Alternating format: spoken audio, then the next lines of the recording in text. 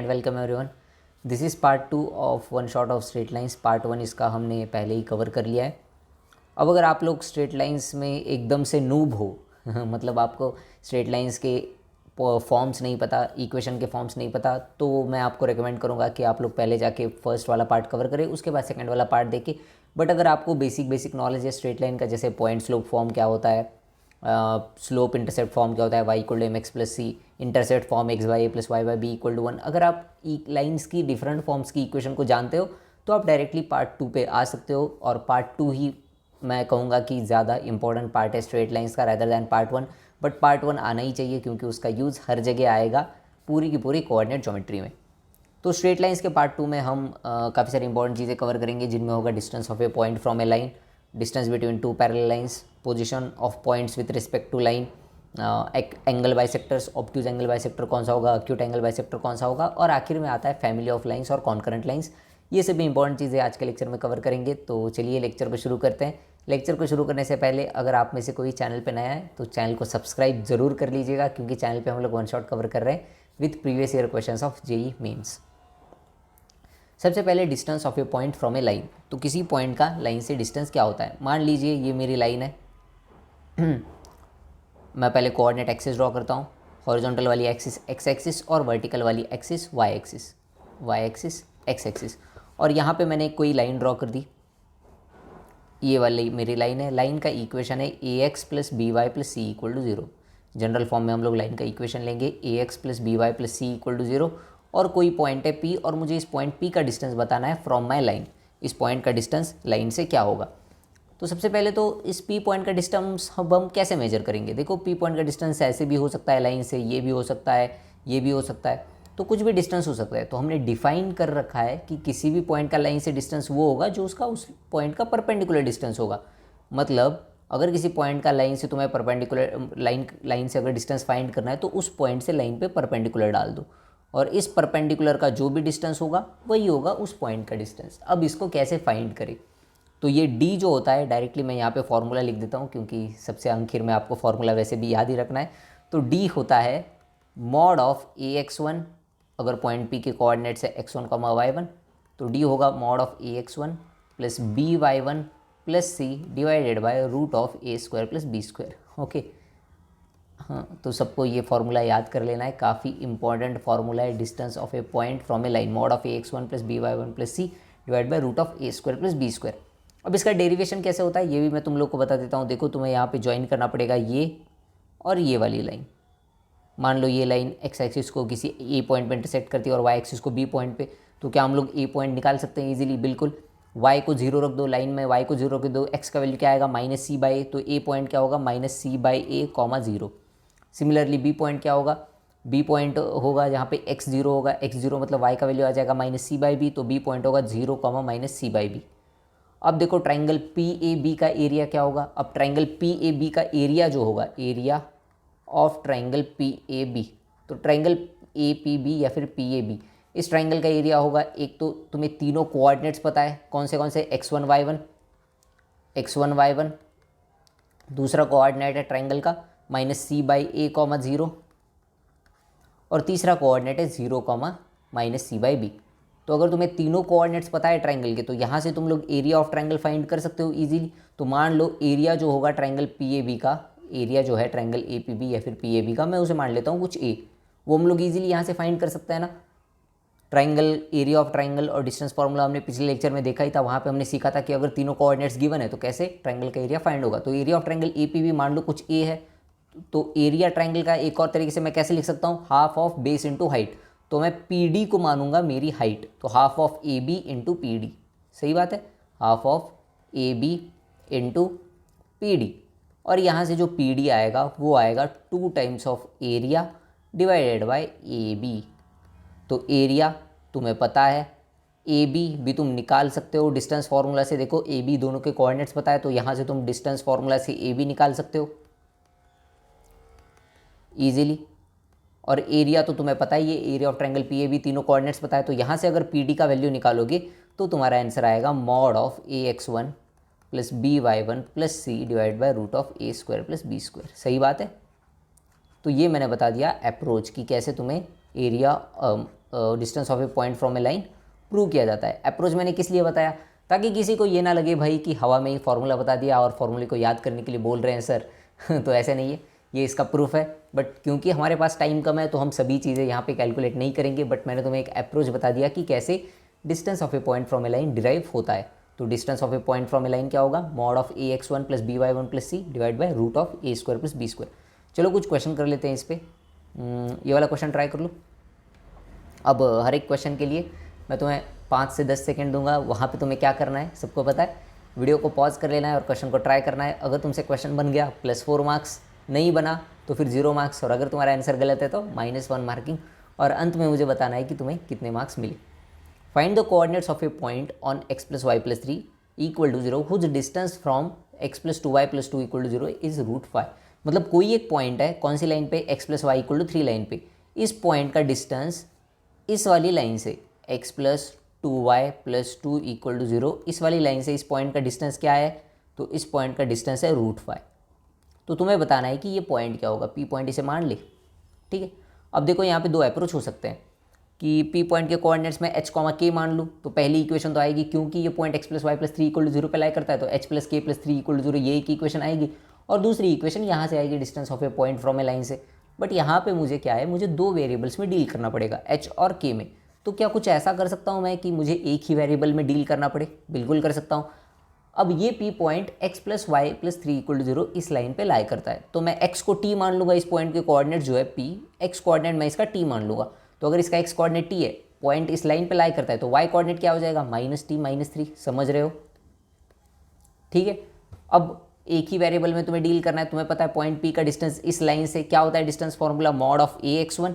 तो mod of a x1, तो x की जगह x1 रखना है, y की जगह y1 रखना है। तो x की जगह x1 रखूँगा तो t + 2 times of -t - 3 + 2 mod में divided by root of a² + b², यानी कि x के कोएफिशिएंट का स्क्वायर प्लस y के कोएफिशिएंट का स्क्वायर, 1² + 2² इक्वल टू क्या है, √5। ठीक है। अब देखो यहाँ डिनोमिनेटर भी √5 बन रहा है, तो √5 × √5 5 हो जाएगा राइट हैंड साइड में। लेफ्ट हैंड साइड में क्या होगा, t - 2t - 6, t - 2t - 6 + 2 mod में, तो ये आएगा मॉड में -t - 4 = 5। मॉड कैसे खुलता है, एक बार प्लस एक बार माइनस, तो -t - 4 = एक बार 5 और -t - 4 = -5।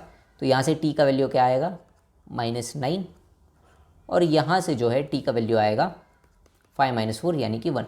तो t के दो वैल्यूज़ होंगे, -9 और 1। उसके हिसाब से लाइन पे कितने पॉइंट्स होंगे, लाइन पे ऐसे दो पॉइंट्स होंगे जिनका डिस्टेंस जो है x + 2y + 2 = 0 से √5 होगा। कौन से पॉइंट्स, t, -t - 3, तो -9, -9 - 3 -12, तो ये एक पॉइंट हुआ। और दूसरा पॉइंट कौन सा आएगा, t और -t - 3 यानी -1 - 3 -4। तो ये दो पॉइंट्स होंगे जिनका डिस्टेंस हमारी गिवन लाइन से √5 होगा। ठीक, समझ में आई ये बात? चलो, तो अच्छा क्वेश्चन था ये दो वेरिएबल्स को हमने एक ही वेरिएबल में बाद में कन्वर्ट करके सॉल्व कर लिया। आगे चलते हैं, ये वाला क्वेश्चन करो। और ये थोड़ा सा अच्छा क्वेश्चन है, और एक ट्रिग्नोमेट्री के साथ थोड़ा सा मर्ज कर दिया। ट्रिग्नोमेट्री का यही है, तुम्हें कोई इंडिपेंडेंट या फिर इंडिविजुअल क्वेश्चन ट्रिग्नोमेट्री पे नहीं दिखेगा एग्जाम में, बट ट्रिग्नोमेट्री का यूज़ कोई भी क्वेश्चन में आ सकता है। और ट्रिग्नोमेट्री ऐसा है ना, उसको किसी में भी घुसा सकते हो तुम लोग find the least and greatest values of distance of the point.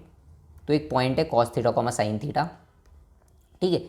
इस पॉइंट का ग्रेटेस्ट और लीस्ट डिस्टेंस क्या होगा, कौन सी लाइन से, ये वाली लाइन से, 3x - 4y + 10 = 0। एक रफ डायग्राम मैंने यहाँ पे बना दिया, इससे थोड़ा सा अच्छा फील आता है। तो इस वाली लाइन से जो हमारा लीस्ट और ग्रेटेस्ट डिस्टेंस है d, वो क्या होगा, ऐसा हमसे पूछा है। तो पहले लिख लो डिस्टेंस क्या होता है, मॉड ऑफ a x1, तो मॉड ऑफ 3 × cos थीटा, देखो x cos थीटा है ना, और y sin थीटा, -4 sin थीटा + 10 divided by root of a² + b², तो √3² + 4², जो कि हो जाएगा 5। अब सबको पता है ना ये चीज़, जग जाहिर है ये चीज़, तो अब बचपन से पढ़ते आ रहे होंगे।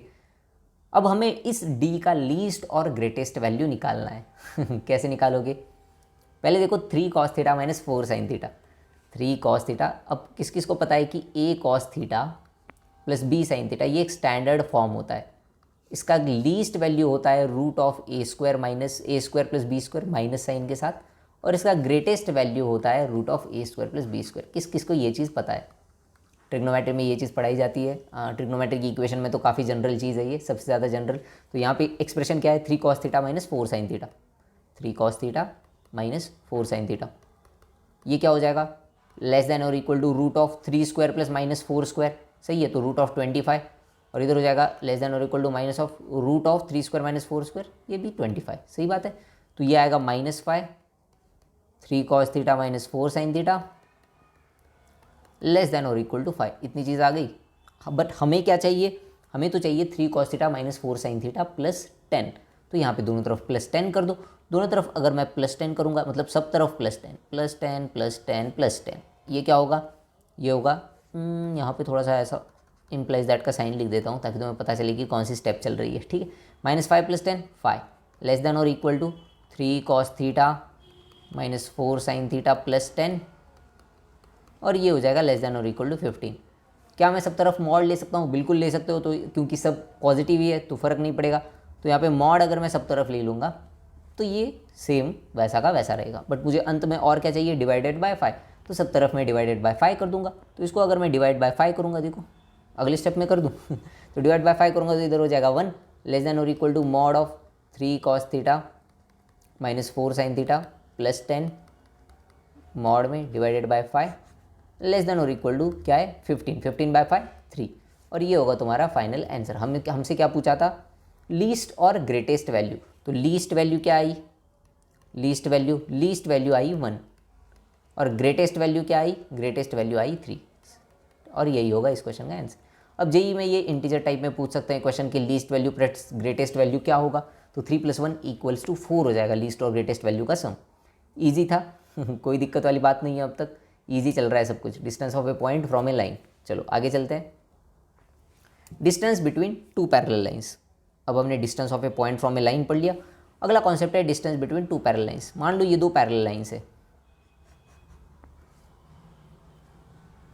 ये 2 पैरेलल लाइंस है। एक लाइन है AX + BY + C = 0, और हमने पहले ही देखा है कि पैरेलल लाइन जो होती है वो सिर्फ कांस्टेंट टर्म से डिफर करती है। तो दूसरी लाइन हो जाएगी AX + BY + C = 0। ये 2 पैरेलल लाइंस है और हमें इन दोनों के बीच में डिस्टेंस फाइंड करना है। पैरेलल लाइंस है तो डिस्टेंस हमेशा दोनों के बीच में कुछ ना कुछ कांस्टेंट ही रहेगा। तो अब ये वाला डिस्टेंस क्या होगा, ये हम लोगों को फाइंड करना है। कैसे फाइंड करोगे? जो ऊपर वाली लाइन है ना, उस पर कोई एक पॉइंट मान लो। मैं मान लेता हूँ ऊपर वाली लाइन पे एक P पॉइंट x1, y1। अब इस P पॉइंट का जो डिस्टेंस होगा दूसरी लाइन से, वही डिस्टेंस होगा 2 पैरेलल लाइंस के बीच में, क्योंकि डिस्टेंस पैरेलल लाइंस के बीच में हमेशा क्या होता है? कांस्टेंट होता है। तो अगर मैं P पॉइंट का डिस्टेंस फाइंड करना चाहूँ दूसरी लाइन से, तो डिस्टेंस क्या हो जाएगा? D मॉड ऑफ दूसरी वाली लाइन में P को पुट करना पड़ेगा, तो mod of AX1 + BY1 + C', सही है, divided by root of A² + B²। अब देखो ये जो AX1 + BY1 है, X1 Y1 पॉइंट ऊपर वाली लाइन पर भी लाई करता है। दिख रहा है सबको? X1 Y1 पॉइंट ऊपर वाली लाइन पर भी लाई करता है। तो अगर ये ऊपर वाली लाइन पर भी लाई करता है, इसका मतलब ऊपर वाली लाइन की इक्वेशन को सेटिस्फाई करेगा। तो AX1 + BY1 + C = हो जाएगा 0। इसका मतलब मैं AX1 + BY1 को क्या लिख सकता हूँ? -C। आ रहा है समझ में? तो AX1 + BY1 को अगर मैं -C लिखूँगा तो डिस्टेंस क्या होगा?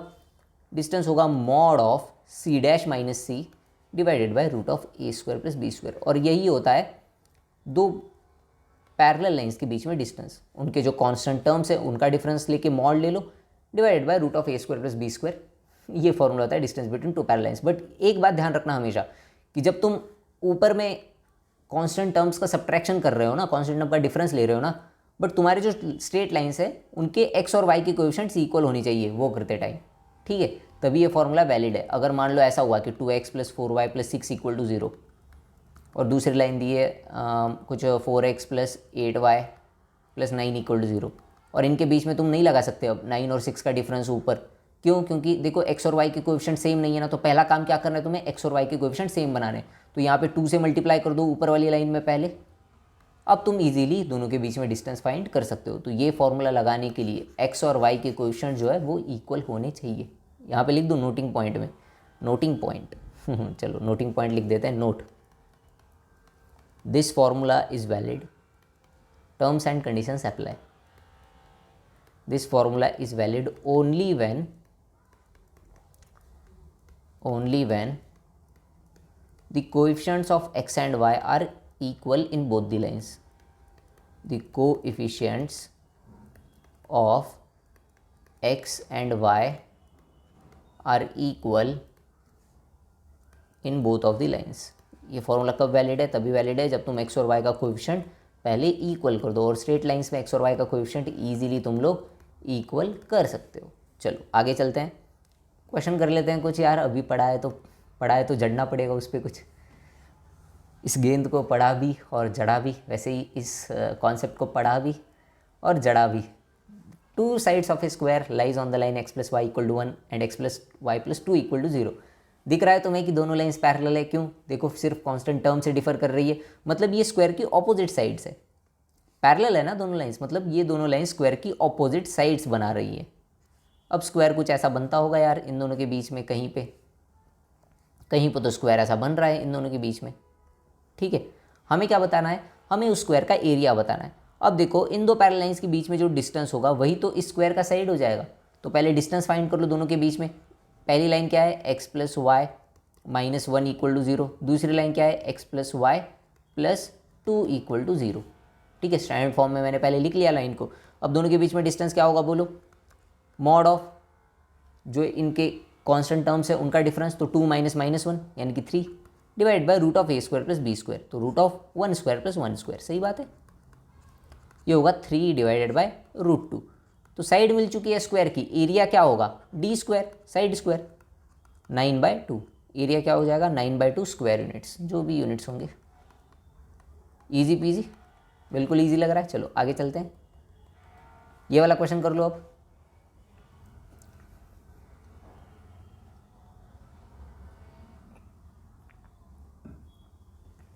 Find the equation of the line which is equi distance from parallel lines. ये जो दो लाइन्स गिवन है ना, ये दोनों पैरेलल लाइन्स है। हमें एक ऐसी लाइन फाइंड करनी है जो इन दोनों से इक्वी डिस्टेंट पे हो। देखो फर्स्ट लाइन क्या है? फर्स्ट लाइन है 9x + 6y - 7 = 0। दूसरी लाइन इसके पैरेलल ही है, यहाँ पे कहीं पे होगी ऐसे। दूसरी वाली लाइन क्या है? 3x + 2y + 6 = 0। हमें एक लाइन फाइंड करनी है जो इन दोनों से इक्वी डिस्टेंट हो। अब दोनों से इक्वी डिस्टेंट है मतलब वो लाइन इन दोनों के बीच में ही होनी चाहिए, ऊपर नीचे नहीं हो सकती। ऊपर नीचे होगी तो इक्वी डिस्टेंस कहाँ होगी? एक लाइन के पास में होगी, दूसरी लाइन से दूर हो जाएगी। तो जो हमारी लाइन है ना, इनके इक्वी डिस्टेंट है, मतलब इन दोनों के बीच में कहीं पे है। अब पहली बात तो हमें इक्वी डिस्टेंट मतलब ये जो डिस्टेंस है इस लाइन का d, ये वाला भी सेम डिस्टेंस है d, ये होता है इक्वी डिस्टेंट का मीनिंग।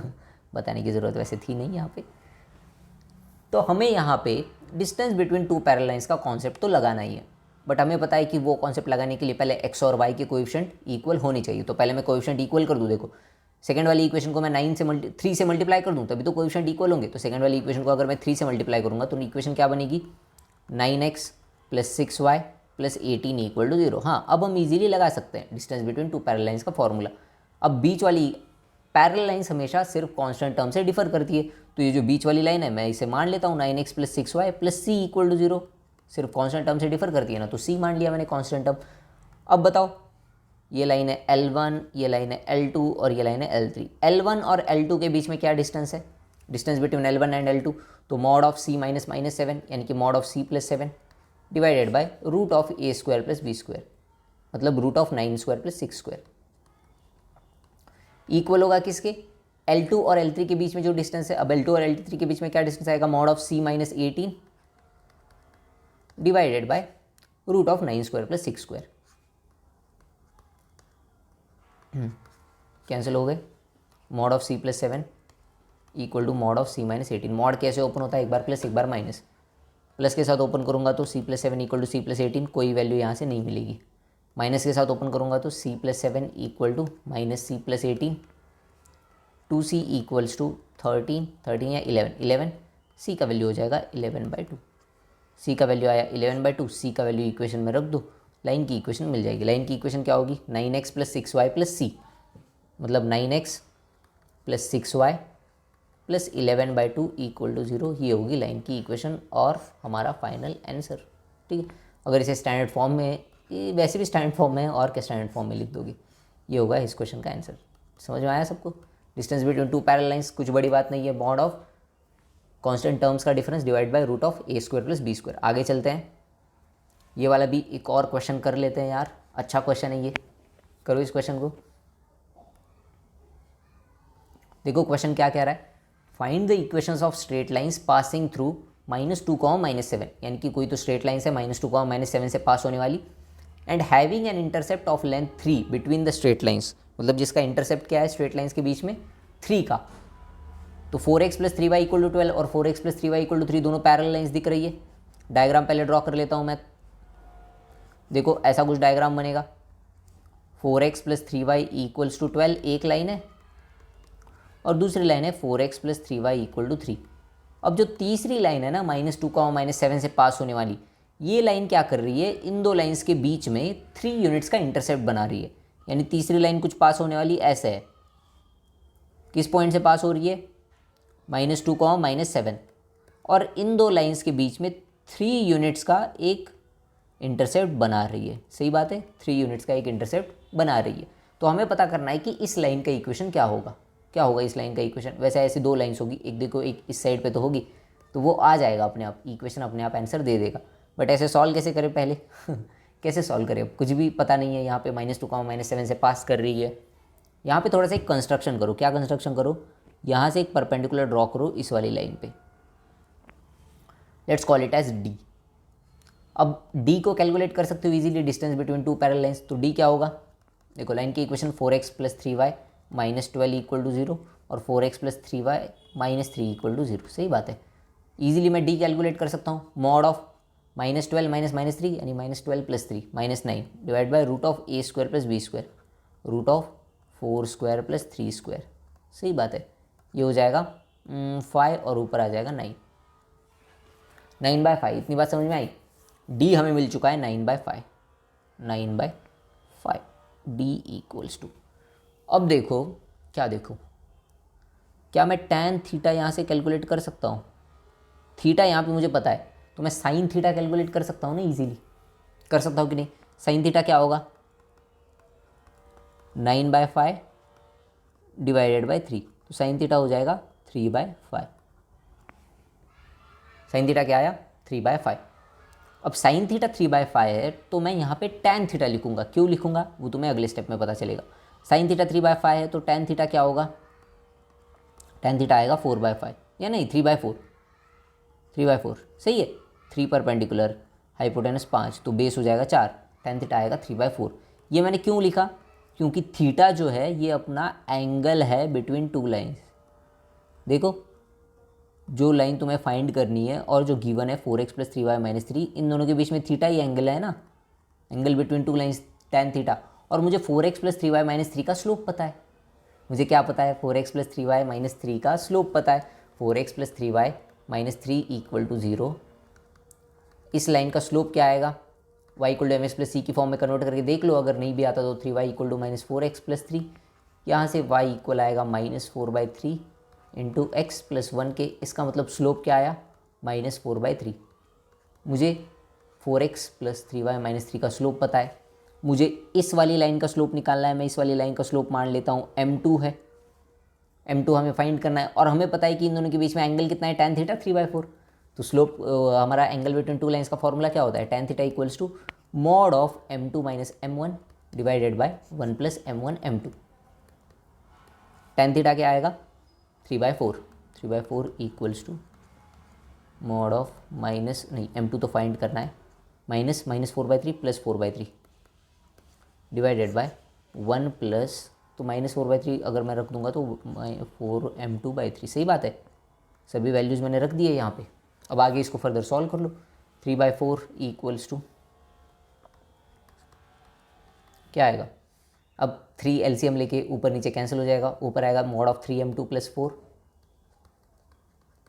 डिवाइडेड बाय, नीचे क्या होगा 3 - 4m2। अब क्या करो, एक बार प्लस ले लो, एक बार माइनस ले लो। अगर मैं प्लस वाला लूँगा तो 3/4 = 3m2 + 4 डिवाइडेड बाय 3 - 4m2। इसे अगर मैं फर्दर सॉल्व कराऊँ तो 9 - 12m2 = 12m2 + 16। यहाँ से 24m2 किसके इक्वल आएगा, 9 - 16 -7 के, m2 का वैल्यू आएगा -7/24। ठीक है, मतलब लाइन का स्लोप क्या है, -7/24। या फिर एक बार माइनस लेके सॉल्व कर लो, माइनस लेके सॉल्व करूँगा तो -3/4 equals to 3m2 + 4 divide by 3 - 4m2 -9 + 12m2 equals to, सही बात है।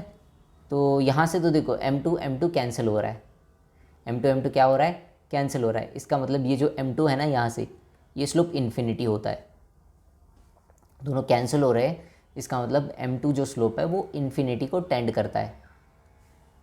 अब कैसे कैसे मैंने फाइंड किया, ये देखो ये दोनों कैंसिल हो रहा है ना, तो यहाँ पे क्या करो, ऊपर नीचे m2 से डिवाइड कर दो, तो तुम्हें क्या दिखेगा, 3 + 4/m2 डिवाइडेड बाई 3 - 3/m2 - 4। तो देखो अब जब m2 इन्फिनिटी को टेंड करेगा तो ये 0 हो जाएंगे और स्लोप आएगा -3/4।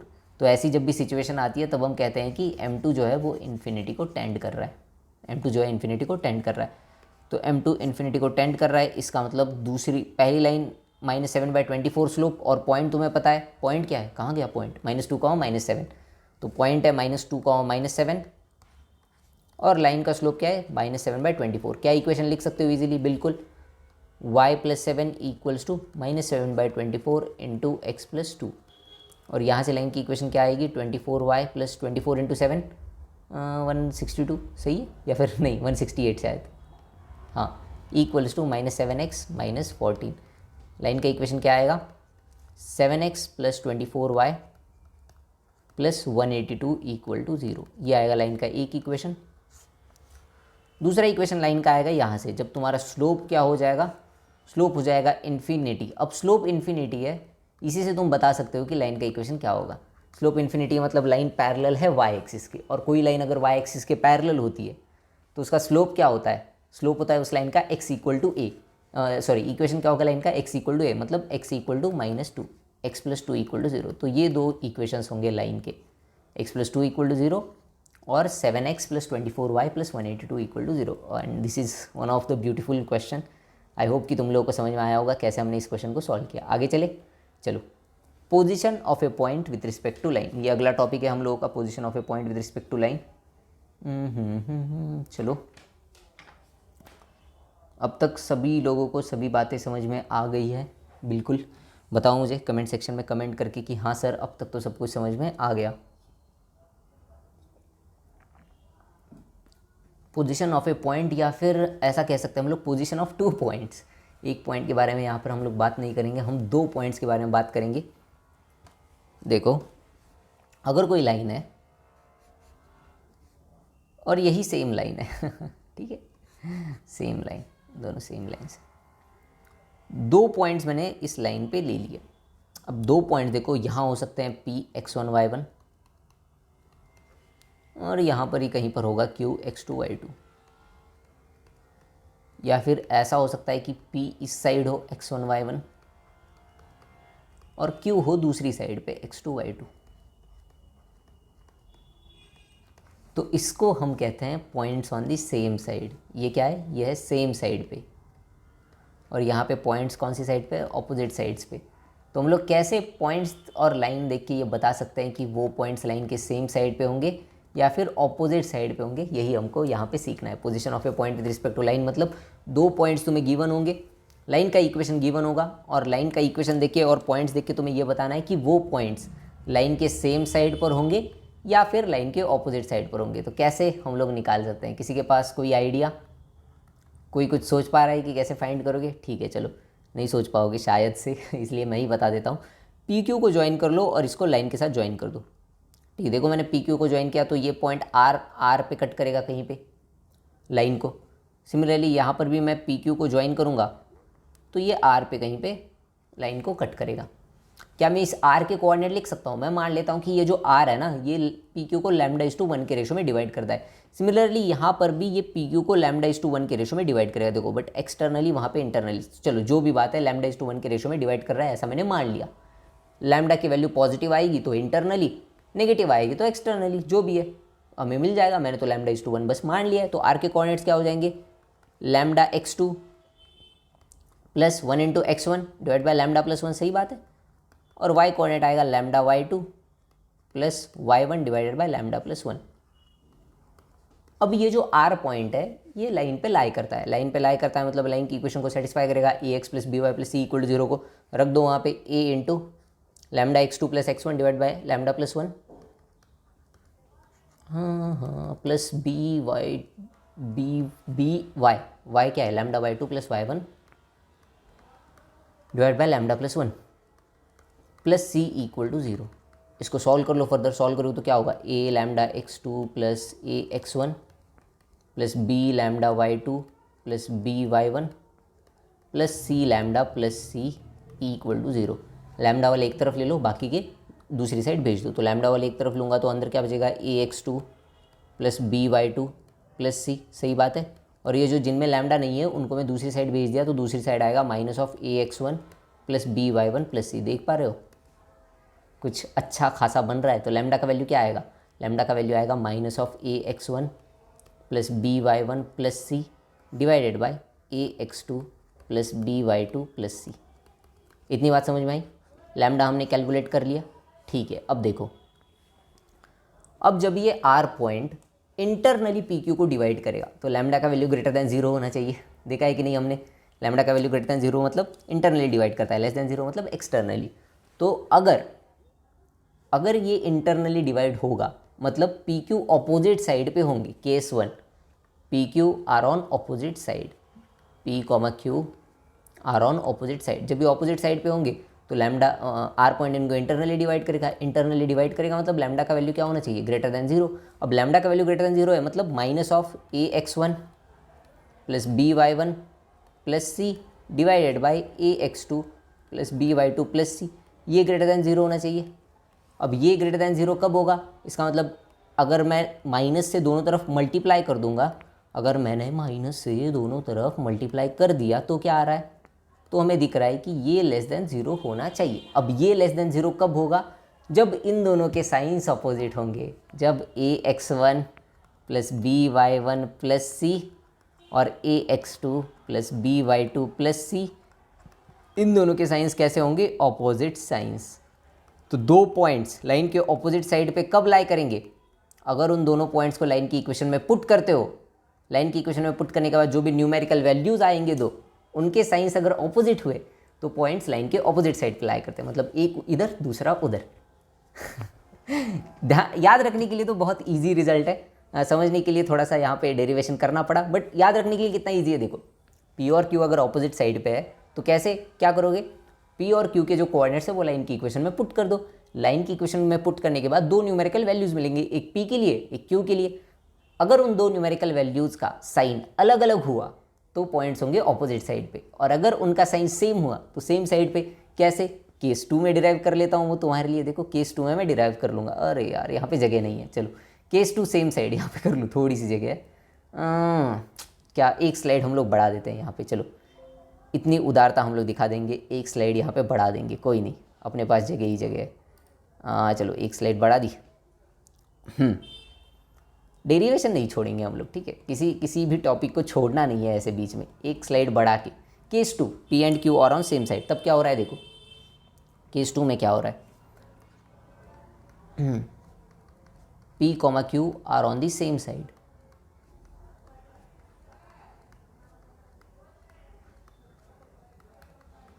अब जब P और Q सेम साइड पे होंगे तो जो R पॉइंट है वो PQ को एक्सटर्नली डिवाइड करेगा। एक्सटर्नली डिवाइड करेगा मतलब क्या होगा, लैम्डा लेस देन 0 हो जाएगा। लैम्डा लेस देन 0 मतलब ये लेस देन 0, जो भी यहाँ पे क्वांटिटी है ना ये less than 0, minus of a x1 plus b y1 plus सी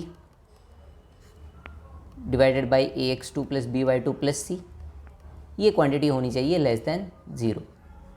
यहाँ से अगर मैं दोनों तरफ माइनस से मल्टीप्लाई करूँगा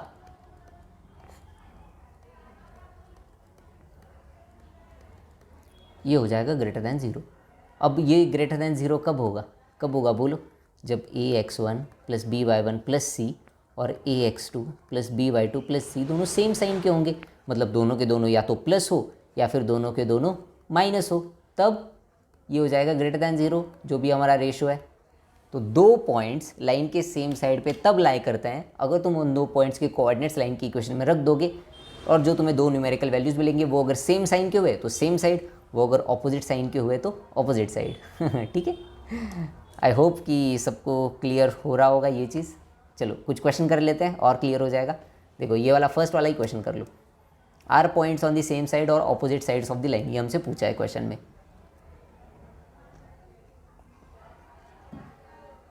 कि पॉइंट्स जो है 3,4 और 2,-6 ये सेम साइड पे होंगे या फिर लाइन के ऑपोजिट साइड्स पे होंगे, बताओ। रुको मैं 1 मिनट में आता हूँ। ये अभी चलो कोई नहीं ऐसे ही कर लेते हैं रिकॉर्ड, बाद में मेरा जो काम है वो बाद में कर लूँगा मैं। हमसे पूछा है कि जो पॉइंट्स है वो सेम साइड पे है या फिर ऑपोजिट साइड पे, क्या करोगे? पॉइंट्स को लाइन की इक्वेशन में रख दो। लाइन की इक्वेशन में रखने के बाद देखो कि सेम साइन आ रहा है या फिर ऑपोजिट साइन। लाइन की इक्वेशन क्या है? लाइन की इक्वेशन है 3x - 4y - 8 = 0। स्टैंडर्ड फॉर्म में लिखना है पहले लाइन की इक्वेशन को। अब अगर मैं लाइन में 3,4 पॉइंट को रोकूंगा, ठीक है, 3,4 पॉइंट को रोक तो क्या हो रहा है? 3 × 3 - 4 × 4 - 8, ये क्या आएगा? ये आएगा 9 - 16 - 8। 9 - 16 - 8 क्या होगा? -7 - 8 -15। ठीक है, दूसरा पॉइंट रख दो। तो दूसरा पॉइंट रखोगे तो क्या आ रहा है? देखो 2, -6 अगर मैं रखूँगा ये होगा 3x - 4y - 8। ठीक है, डायरेक्टली रख देता हूँ ना। 3 × 2 - 4 × -6 -8, ये आएगा 6 + 24 - 8। 24 + 6 30, 30 - 8 22। तो देखो सेम साइन आ रहे हैं या फिर ऑपोजिट साइन? एक माइनस दूसरा प्लस, इसका मतलब क्या आ रहा है? Opposite science. साइंस ऑपोजिट है ना, एक -15 है दूसरा 22 है, तो ऑपोजिट साइंस है। ऑपोजिट साइंस है मतलब पॉइंट कौन सी साइड पे होंगे? Opposite sides. ठीक है, पॉइंट्स कौन से साइड पे होंगे? ऑपोजिट साइड्स पे। चलो अगला क्वेश्चन कर लेते हैं, ये वाला क्वेश्चन कर लो और तब तक मैं 1 मिनट में आया।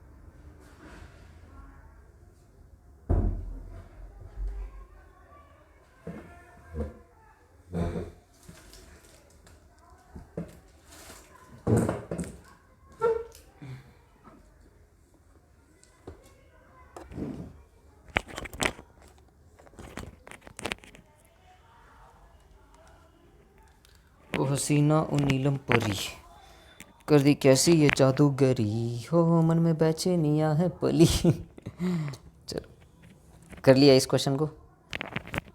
क्या इसको मुझे शर्ट के अंदर से लेना पड़ेगा? बिल्कुल।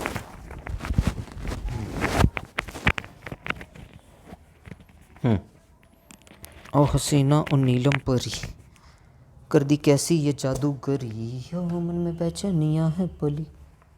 हाँ मिल गया। ठीक है, मैंने तुम लोगों को एक क्वेश्चन दिया था, क्या तुम लोगों ने उस क्वेश्चन को किया? हेलो एवरीवन, मुझे देखने दो क्या हमारा कैमरा सही एंगल पे है। बिल्कुल एकदम सही एंगल पे हम लोग बैठे हैं कैमरा के। तो मुझे बताओ कि क्या तुम लोगों ने इस क्वेश्चन को किया, जो क्वेश्चन मैंने तुम्हें दिया था? कौन सा क्वेश्चन था? ये वाला। Find the set of values of b for which the origin and the point lie on the same side of the straight line.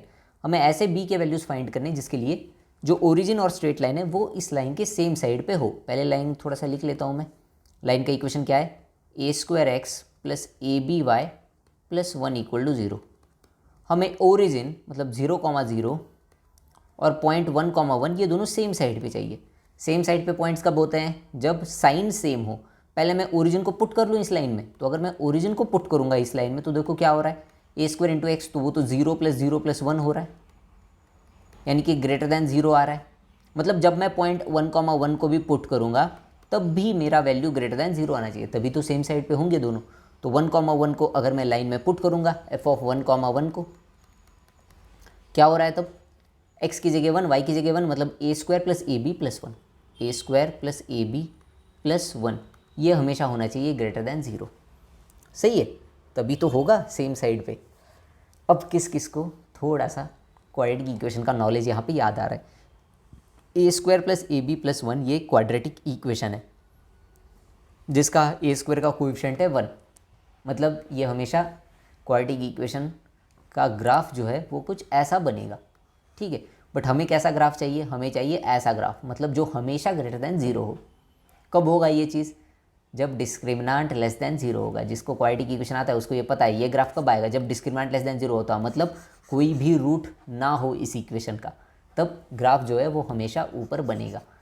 Quadratic equation इसीलिए मैंने पहले ही पढ़ा दिया था, किसी ने नहीं देखा प्लीज़ आप लोगों का ही भला होगा, इसमें जाके देख लो। डिस्क्रिमिनांट होना चाहिए लेस देन 0, डिस्क्रिमिनांट होता है b² - 4ac, इसका मतलब b² - 4 less than 0, b - 2 × b + 2 less than 0, और वेवी कर्व मेथड यहाँ पे यूज़ करके b बिलोंग करेगा -2 से लेके 2। ठीक बात, ठीक बात। अब हमसे क्या पूछा है क्वेश्चन में, देखो find the set of positive values of b, मतलब हमें b की पॉजिटिव वैल्यूज़ बतानी है। अब अगर हमें पॉजिटिव वैल्यूज़ बतानी है तो b कहाँ से कहाँ बिलोंग करेगा, -2 से लेके 2 में -2 से लेके 0 का पार्ट निकाल दो, क्योंकि हमें पॉजिटिव वैल्यूज़ बतानी है 0 से लेके 2 तक। This is the final answer, because b belongs to positive real numbers, R positive, ठीक है। इस वजह से नेगेटिव वाला पार्ट हमने कट कर दिया, जो पॉजिटिव पार्ट था वो हमारे फाइनल आंसर में हमने लिख लिया। ईजी क्वेश्चन था, ईजी पीजी। चलो आगे चलते हैं। Image of a point in a line, शायद ये कॉन्सेप्ट इस पे हमने क्वेश्चन पिछले लेक्चर में ही किया था, अगर किसी को याद है। एक लाइन दी है ax + by + c = 0, मान लो लाइन का इक्वेशन है, और एक पॉइंट दिया है p पॉइंट है x1, y1। तो इस p पॉइंट का इस लाइन में इमेज क्या होगा। अब अगर किसी को याद है जब हमने वो क्वेश्चन किया था पिछली बार जब हमने वो क्वेश्चन किया था, तो अगर आप लोगों को याद है उस क्वेश्चन में हमने पहले फुट ऑफ परपेंडिकुलर फाइंड किया था। कैसे फाइंड किया था, इजीली फाइंड कर लिया था। तुम्हें इस लाइन की इक्वेशन पता है, तो यहाँ पे फुट ऑफ परपेंडिकुलर कुछ हो जाएगा f, मान लो फुट ऑफ परपेंडिकुलर, तो इसका स्लोप तुम बता सकते हो क्योंकि दोनों एक दूसरे के परपेंडिकुलर है, और वहाँ से हमने फुट ऑफ परपेंडिकुलर फाइंड कर लिया था, ठीक है। पिछले लेक्चर में याद है ना, हमने किया था ना एक क्वेश्चन। तो वैसे ही सेम मेथड यहाँ पे करके हम लोग एक डायरेक्ट फार्मूला डिराइव करते हैं फुट ऑफ परपेंडिकुलर और image of a point in a line के लिए। पिछली बार हमने कैलकुलेशन करके किया था, इस बार हम लोग डायरेक्ट फार्मूला यहाँ पे डिराइव कर लेंगे। तो डायरेक्ट फार्मूला उसी मेथड से डिराइव करने से क्या आता है, तो पहले तो फुट ऑफ परपेंडिकुलर का फार्मूला लिख लेते हैं। फुट ऑफ परपेंडिकुलर का formula, image of a point का फार्मूला याद करना काफ़ी ज़्यादा आसान है। पहले फुट ऑफ परपेंडिकुलर का फार्मूला देख लो क्या होता है। मान लो फुट ऑफ परपेंडिकुलर है x2, y2, तो फॉर्मूला क्या होता है x2 - x1 divided by a। Same method से आता है, पहले इस लाइन का स्लोप फाइंड कर लो, जो तुम्हारी दूसरी लाइन है उसका स्लोप, दोनों एक दूसरे के परपेंडिकुलर है तो m1 m2 = -1 ऐसे आ जाएगा। फिर ये जो फुट ऑफ परपेंडिकुलर है इस लाइन पे लाई करता है, इस भी लाइन पे लाई करता है, तो वहाँ से फुट ऑफ परपेंडिकुलर का आंसर आ जाएगा। ये होता है डेरिवेशन।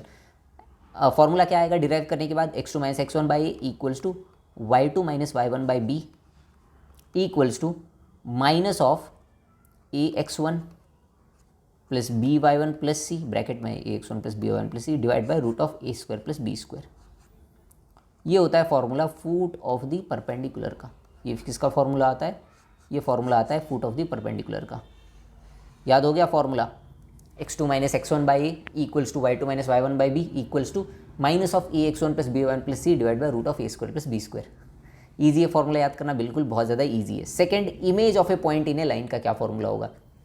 ये जो फुट है परपेंडिकुलर का, ये इमेज और पॉइंट के हाफ डिस्टेंस पे आता है, वहाँ पे हम लोग मिड पॉइंट फार्मूला यूज़ करके इमेज भी फाइंड कर सकते हैं। उसके लिए डायरेक्ट फार्मूला भी है एक, image of a point. Direct formula देख लो क्या होता है, क्योंकि एग्जाम में हमें डायरेक्ट फार्मूला ही यूज़ करना है यार, तो इसी को देखना पड़ेगा। इमेज ऑफ ए पॉइंट क्या होगा, देखो पॉइंट है यहाँ पे p x1, y1, और मान लो इसका इमेज है यहाँ पे नीचे कहीं पे p डैश, ठीक है, P dash x2 comma y2। पिछली बार हमने foot of perpendicular x2 y2 माना था, इमेज ऑफ ए पॉइंट में भी x2 y2 ही मान लेंगे। जो भी तुम्हें निकालना हो उसके हिसाब से फॉर्मूला लगा दो।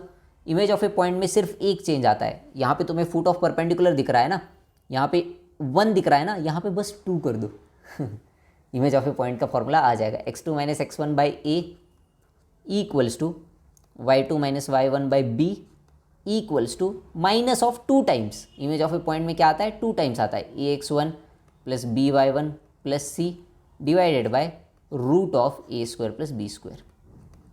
बस फुट ऑफ द परपेंडिकुलर और इमेज में क्या डिफरेंस है, फुट ऑफ द परपेंडिकुलर में जहाँ पे 1 आता है, इमेज में यहाँ पे 2 आ जाता है। बस इतना सा डिफरेंस है दोनों फार्मूले में, दोनों फार्मूले में बस इतना सा डिफरेंस है कि 1 की जगह 2 आएगा। ठीक है, पी पॉइंट है तो इसकी इमेज यहाँ पे कहीं पे बनेगी पी डैश।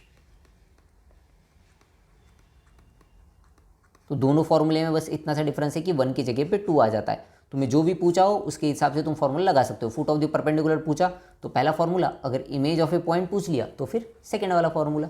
याद हो गए दोनों फार्मूले, x2 minus x1 by A equals to y2 minus y1 by B equals to minus of ax1 plus by1 plus C divide by root of a square plus B square foot के लिए, और image के लिए बस 1 की जगह पे 2 आखिरी वाले में। चलो आगे क्वेश्चन करते हैं कुछ इन पे।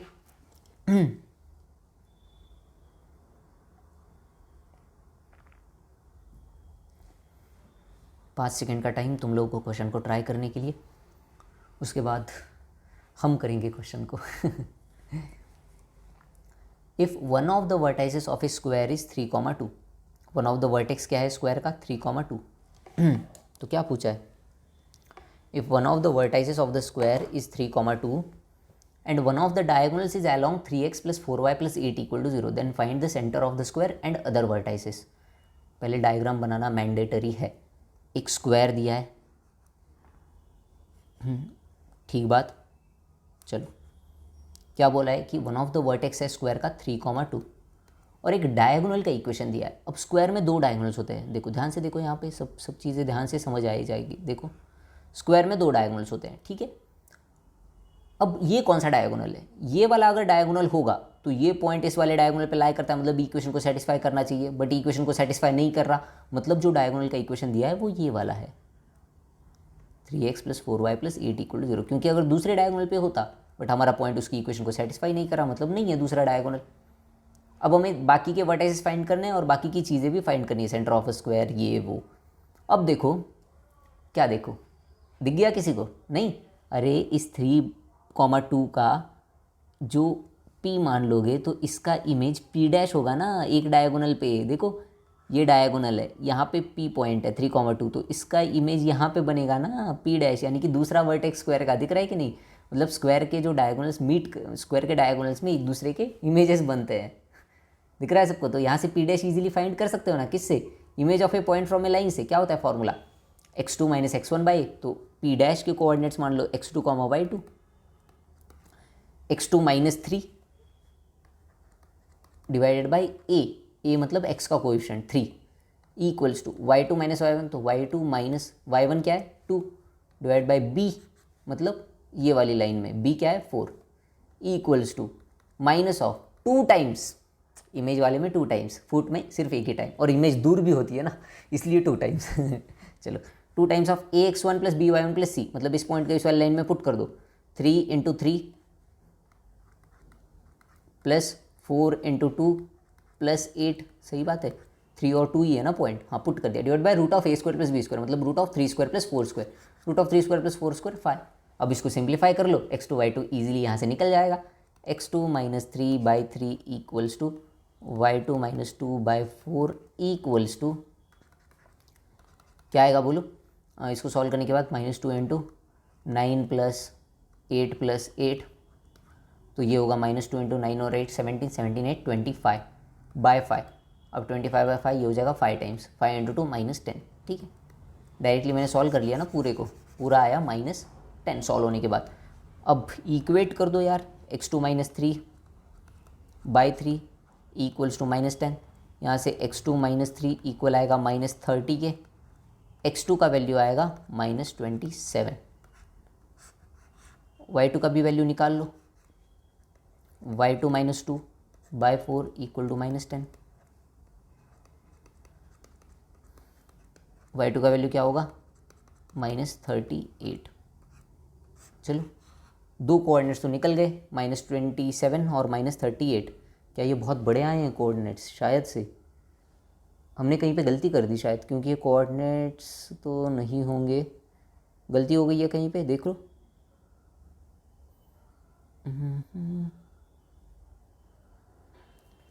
कहीं पे तो हमने गलती कर दी है शायद। अरे रे रे, अरे रे रे रे, अरे रे रे रे रे, I am sorry everyone, please please please, I owe you an apology, please, I am sorry. यहाँ पे रूट नहीं आता है फॉर्मूले में यहाँ पे रूट नहीं आता है। आई एम सॉरी एवरीवन कि फार्मूला थोड़ा सा गलत हो गया।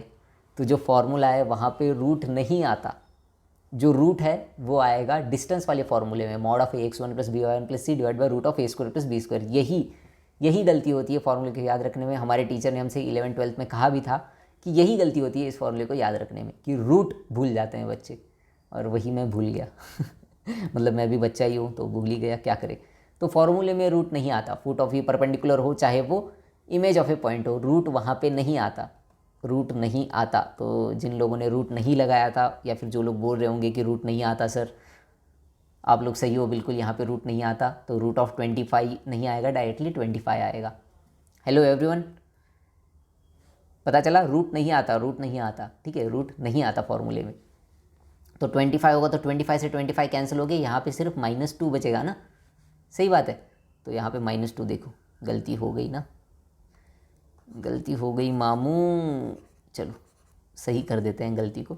-2, तो x2 - 3 = -6, x2 का वैल्यू आएगा -3, और y2 क्या होगा फिर -2, y2 - 2 = -8, y2 हो जाएगा -6। -3 और -6 ये होंगे कोऑर्डिनेट्स p डैश के। p डैश के कोऑर्डिनेट्स क्या आए, कहाँ गया, हाँ -3, -6। अब जो ये है, ये अपना तो मिड पॉइंट होगा ना, p और p डैश का, centre of the square. Mid point होगा तो मिड पॉइंट फॉर्मूले से क्या आएगी इसकी कोऑर्डिनेट्स, 3 - 3/2 0, और 2 - 6/2 -4/2 यानी कि -2। तो देखो सेंटर ऑफ द स्क्वायर मिल गया, और एक वर्टेक्स भी मिल गया। अब हमें बाकी के दो वर्टेक्स फाइंड करने हैं, ये दो वर्टेक्स फाइंड करने। कैसे फाइंड करोगे बोलो? देखो पीएम क्या है, पीएम का बताओ मुझे, पीएम क्या है? पीएम है रूट ऑफ 3 - 0 का स्क्वायर यानी 3² + 2 - 2 का स्क्वायर यानी कि 4²। तो पीएम है 5, पीएम का लेंथ क्या है 5। अगर पीएम का लेंथ 5 है तो क्यूएम और क्यू डैश एम का भी लेंथ 5 होगा ना। और तुम्हें इसका स्लोप भी पता है। क्या किसी को कुछ याद आ रहा है? कल जो पढ़ा था हमने, parametric form of a line, वहाँ से क्यू और क्यू डैश के वैल्यूज़ ईजिली आ जाएंगे। तो क्यू एम क्यू डैश ये एक लाइन है भाई, क्यू एम क्यू डैश, जहाँ पे हमें m के कोऑर्डिनेट्स पता है क्या है, 0, -2, और यहाँ पे ये 5 यूनिट्स है, ये भी है 5 यूनिट्स, और हमें इस लाइन की इक्वेशन पता है 3x + 4y + 8 = 0। तो अगर लाइन की इक्वेशन है 3x + 4y + 8, तो 4y इक्वल हो जाएगा -3x - 8 के। यहाँ से y इक्वल आएगा -3/4 × x और -2 के, यानी कि tan थीटा स्लोप जो है किसके इक्वल आया, -3/4 के। अगर मुझे पैरामेट्रिक फॉर्म लगाना है तो मुझे क्या चाहिए, मुझे चाहिए साइन थीटा और कॉस थीटा। साइन थीटा क्या होगा, साइन थीटा हो जाएगा -3/5, सही बात है, और कॉस थीटा क्या होगा 4/5। हेलो एवरीवन, सही बात है, -3/5 और आया 4/5। चलो अब क्या करना है, अब ये करना है कि यहाँ पे पैरामेट्रिक फॉर्म लगा देनी है। तो 5 डिस्टेंस पे लाई करता है, तो पॉइंट्स क्या हो जाएंगे, x = x1 ± r cos theta. याद है सबको, कल ही तो पढ़ा था, इसीलिए मैं बोलता हूँ शॉर्ट नोट्स बनाया करो। y = क्या हो जाएगा, y1 ± r sin थीटा। अब अगर ये फॉर्मूला याद है तो डायरेक्टली यहाँ पे कर दोगे। x1 क्या है 0, ± r क्या है 5, और cos थीटा क्या है 4/5। y1 क्या है -2 ± 5 × sin थीटा का वैल्यू -3/5।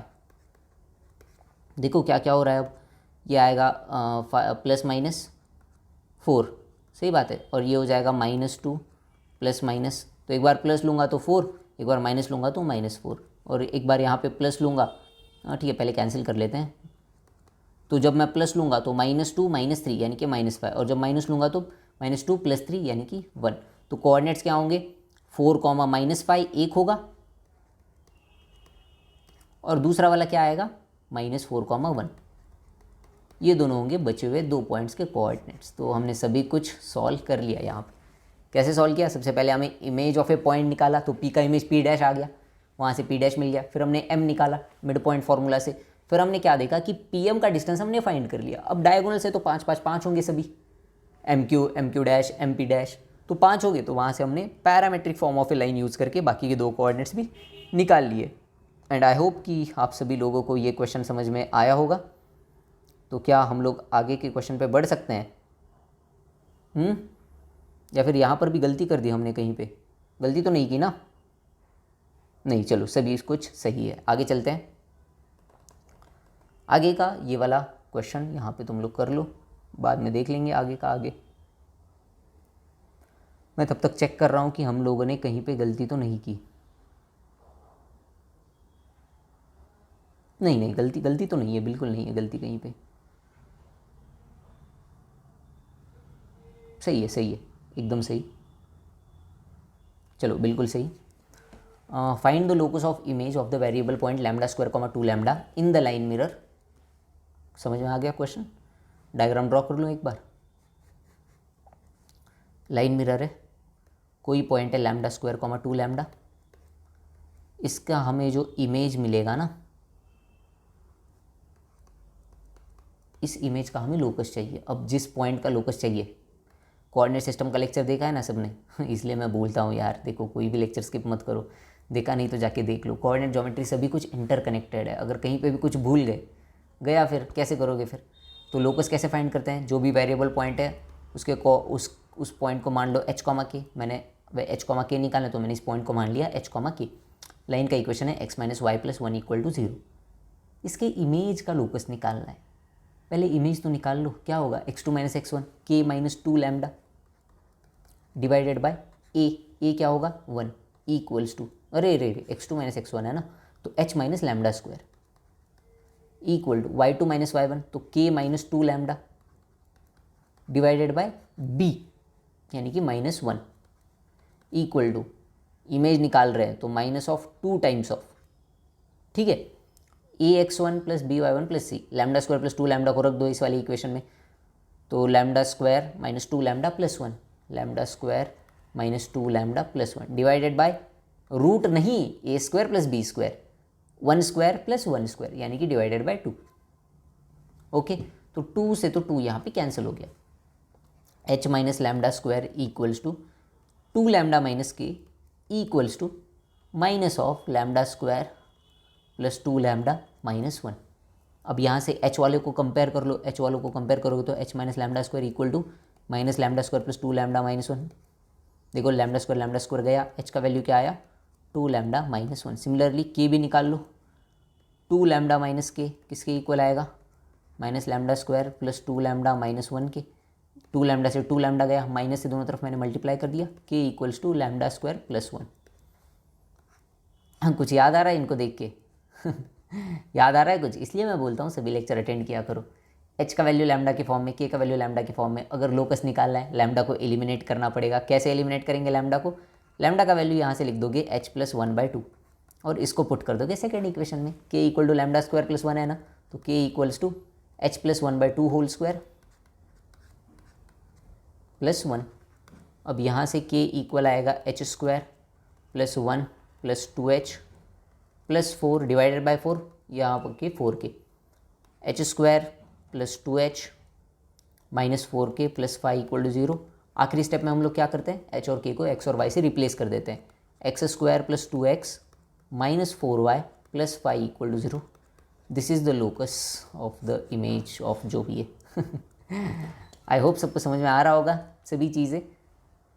मैंने, अगर किसी ने कोऑर्डिनेट सिस्टम से अब तक ईजिली फॉलो किया है, सब कुछ फॉलो किया है, उसके लिए ये सभी चीज़ें एकदम से चिंदी होगी, उसको बहुत चिंदी लगेंगी ये चीज़ें। कोऑर्डिनेट ज्योमेट्री ऐसे ही है, कोऑर्डिनेट ज्योमेट्री सभी की सभी ज्योमेट्री इंटरकनेक्टेड होती है कोऑर्डिनेट में। इसलिए मैं बोलता हूँ कोई भी लेक्चर मिस मत करो। कोऑर्डिनेट ज्योमेट्री में शायद लगभग 2 सर्कल के 2, कोऑर्डिनेट सिस्टम का 1, 5 हुए, पैराबोला, हाइपरबोला, इलिप्स, शायद पैराबोला के 2 हो जाएंगे, तो 7, 8, 9, 10 दिन में तुम दिन में 4 घंटा पढ़ के पूरी की पूरी कोऑर्डिनेट ज्योमेट्री को मास्टर कर सकते हो। ठीक है, 10 दिन पढ़ लो, दिन में 4 घंटा पढ़ लो, पूरी की पूरी कोऑर्डिनेट ज्योमेट्री मास्टर हो जाएगी। तो यार अब पढ़ते हैं equation of angle bisector between the lines. Angle bisector के इक्वेशन क्या होंगे लाइंस के बीच में। अब तक हमने बहुत सारी चीज़ें कवर कर ली। Distance of a point from a line, distance between two parallel lines, उसके बाद हमने देखा इमेज ऑफ ए पॉइंट। अब 2-3 चीज़ें बची है एंगल बाइसेक्टर के बारे में, कॉन्करेंट लाइन के बारे में थोड़ा सा डिस्कशन होगा, और उसके बाद फैमिली ऑफ लाइंस, और ये स्ट्रेट लाइंस चैप्टर खत्म हो जाएगा। स्ट्रेट लाइन से जेई मेन में 2 सवाल आते हैं, मिनिमम 1 से 2 सवाल तो फिक्स आते हैं जेई मेन में, तो यहाँ से तुम लोग 5-10 मार्क्स ईजिली निकाल सकते हो। तो इस चैप्टर को बिल्कुल भी स्किप मत करो। जो पहला पार्ट है उस पहले पार्ट को भी देखो, और सेकंड पार्ट को भी कंप्लीट देखिए, ये चैप्टर एकदम से कंप्लीट कर दो। और एक बच्चे ने कमेंट किया था कि भैया बीच में मत छोड़ देना, कंप्लीट करके ही छोड़ना। तो बिल्कुल एकदम कंप्लीट करके ही छोड़ेंगे, ठीक है। जब तक तोड़ेंगे नहीं तब तक छोड़ेंगे नहीं। Equation of bisectors of the angles between the lines. तो 2 लाइन्स है मान लो, ठीक है। एंगल बाइसेक्टर वैसे पता ही होता है सबको, एंगल बाइसेक्टर क्या होता है। एंगल बाइसेक्टर मतलब ऐसे लाइंस जो एंगल्स को बाइसेक्ट करे। वाह क्या डेफिनेशन है। मान लो ये पहली लाइन है a1x plus b1y plus c1 equal to 0, और जो सेकंड लाइन है अपनी वो है a2x plus b2y plus c2 equal to 0। अब यहाँ पे तुम्हें दिख रहा होगा कि 4 एंगल्स बनते हैं, जहाँ पे वर्टिकली ऑपोजिट पेयर्स बनती है, 2-2 एंगल्स की, ये 4 एंगल्स। तो इन एंगल्स को बाइसेक्ट करने वाले मैं बाइसेक्टर्स ड्रॉ कर सकता हूँ। इन एंगल्स को बाइसेक्ट करते हुए बाइसेक्टर्स, कितने बाइसेक्टर होते हैं, 2 बाइसेक्टर होते हैं। तो ये एक एंगल बाइसेक्टर हुआ जो हमारे इन 2 एंगल्स को बाइसेक्ट करेगा। वाह वाह वाह वाह वाह, b1 बोल देते हैं इसको। और ये दूसरा एंगल बाइसेक्टर होगा जो दूसरे वाले एंगल्स को बाइसेक्ट करेगा, ये है b2। अब इनके इक्वेशंस क्या होंगे, b1 और b2 के इक्वेशंस क्या होंगे। तो यहाँ पे हम लोग एक प्रॉपर्टी का यूज़ करेंगे, एंगल बाइसेक्टर्स की प्रॉपर्टी।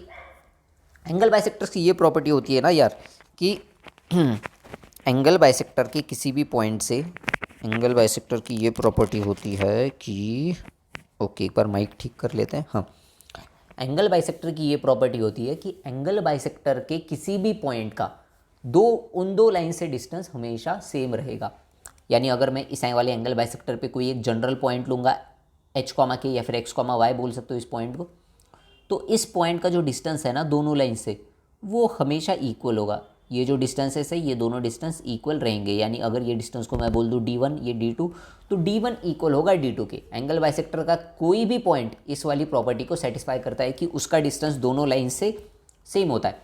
अब हमने पढ़ा है distance of a point from a line, तो वहाँ से मैं d1 का वैल्यू लिख सकता हूँ। d1 क्या होगा, mod of a1x plus b1y plus c1 divided by root of a1 square plus b1 square. ये होता है d1 का वैल्यू, सही बात है। और d2 का वैल्यू क्या होगा, d2 का वैल्यू होगा mod of a2x plus b2y plus c2 divided by root of a2 square plus b2 square. ये होता है किसका वैल्यू, d2 का। तो तुम लोग बोलोगे कि सर देखो यहाँ पे सर हमें एक इक्वेशन तो मिल गई है, बट हमारे एंगल बाइसेक्टर्स तो 2 है ना, और हमें तो यहाँ पे एक ही इक्वेशन दिख रही है। अरे प्यारे बच्चों मेरे प्यारे बच्चों, यहाँ पे मॉड है, और मॉड कैसे ओपन होता है, एक बार प्लस एक बार माइनस। तो फाइनल इक्वेशन क्या आएगी, a1x plus b1y plus c1 divided by root of a1 square plus b1 square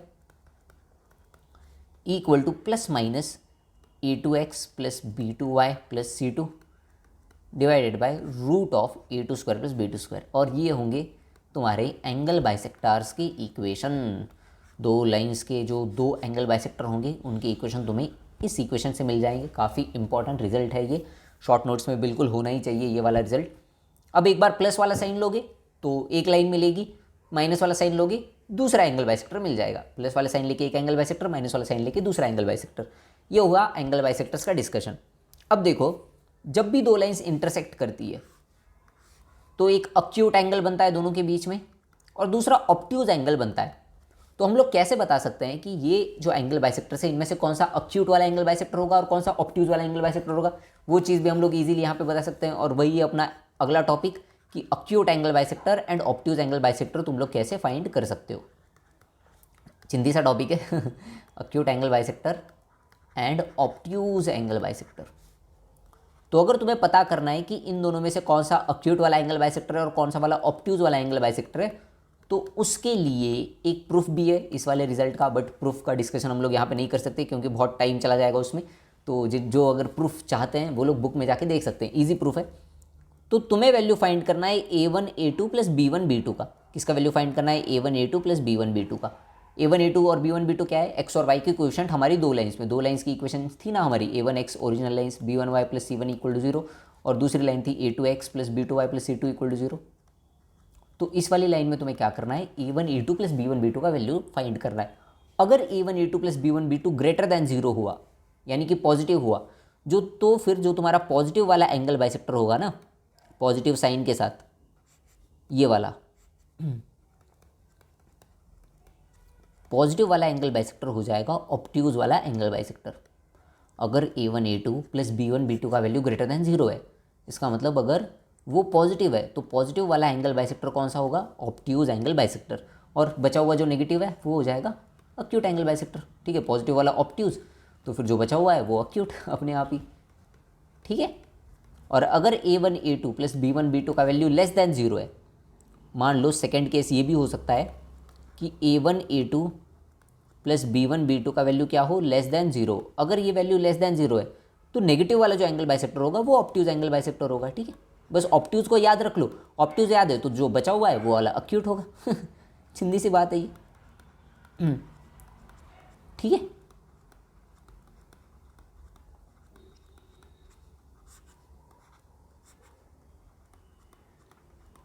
तो तुम कैसे बता सकते हो कि अक्यूट वाला कौन सा होगा, ऑब्ट्यूज वाला कौन सा होगा, तुम्हें फाइंड करना है A1 A2 plus B1 B2 का वैल्यू।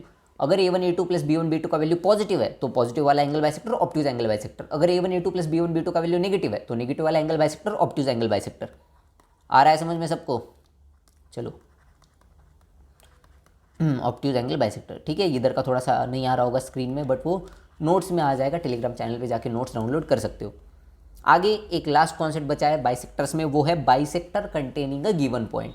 ये भी इजी टॉपिक है, पहले समझ लो कि इसका मीनिंग क्या होता है। अब जब भी मैं दो लाइंस ड्रॉ करता हूँ, दो इंटरसेक्टिंग लाइंस अगर मैं ड्रॉ करूँगा, तो ये दो लाइंस रीजन जो होता है उसको चार पार्ट्स में डिवाइड कर देती है। देखो, ये वाला फर्स्ट पार्ट, ये वाला सेकेंड पार्ट, ये वाला थर्ड पार्ट, ये वाला फोर्थ पार्ट। जब भी दो लाइंस इंटरसेक्ट करेंगी तो वो प्लेन को चार पार्ट्स में डिवाइड कर देंगी। अगर मैं इसमें से एंगल बाइसेक्टर ड्रॉ करूंगा इन दोनों लाइंस के, तो ये होगा फर्स्ट का एंगल बाइसेक्टर B1 और ये होगा दूसरे एंगल बाइसेक्टर का इक्वेशन यानी कि B2, यानी दूसरा एंगल बाइसेक्टर B2। तो देखो B1 जो है वो फर्स्ट और थर्ड रीजन से जा रहा है, तो हम कहते हैं कि B1 फर्स्ट और थर्ड रीजन के पॉइंट्स को कंटेन करता है, और जो B2 है सेकंड वाला एंगल बाइसेक्टर वो सेकंड और फोर्थ रीजन में जा रहा है। तो हम लोग कहते हैं कि B2 सेकंड और फोर्थ रीजन के पॉइंट को कंटेन कर रहा है। अगर कोई पॉइंट है 1,2, मान लो फर्स्ट वाले रीजन में 1,2, तो हम लोग कहते हैं कि B1 कंटेन्स दी पॉइंट 1,2, क्योंकि B1 उस रीजन से जा रहा है जिस रीजन में 1,2 पॉइंट है। ठीक, B1 कंटेन्स दी पॉइंट 1,2। अब मान लो कोई एक पॉइंट है और -2,3 यहाँ पे, तो हम लोग कहते हैं कि B2 कंटेन्स दी पॉइंट -2,3, क्योंकि B2 उस रीजन से जा रहा है जिस रीजन में -2,3 पॉइंट है। तो क्या हम लोग हर बार डायग्राम ड्रॉ करेंगे और फिर देखेंगे कि कौन सा पॉइंट कौन सा बाइसेक्टर कंटेन करता है? नहीं, इसका भी एक जनरल रिजल्ट है, वो जनरल रिजल्ट तुम लोगों को समझ लेना है। उसके बाद तुम लोग इजीली बता सकते हो कि कौन सा पॉइंट कौन सा बाइसेक्टर कंटेन करता है। इक्वेशन क्वेश्चन कैसे आते हैं इस वाले सेक्शन में? इस वाले सेक्शन में क्वेश्चन ऐसे आएंगे तो कि तुम्हें कोई एक जनरल पॉइंट दे देंगे h, जनरल पॉइंट दे देंगे तुम्हें h, और लाइन्स की इक्वेशन दे देंगे A1x plus B1y plus C1 equal to 0 और A2x plus B2y plus C2 equal to 0, और तुम्हें बता देंगे कि बताओ कि कौन सा वाला बाइसेक्टर होगा जो इस वाले पॉइंट को कंटेन करेगा h, को। कैसे फाइंड करना है?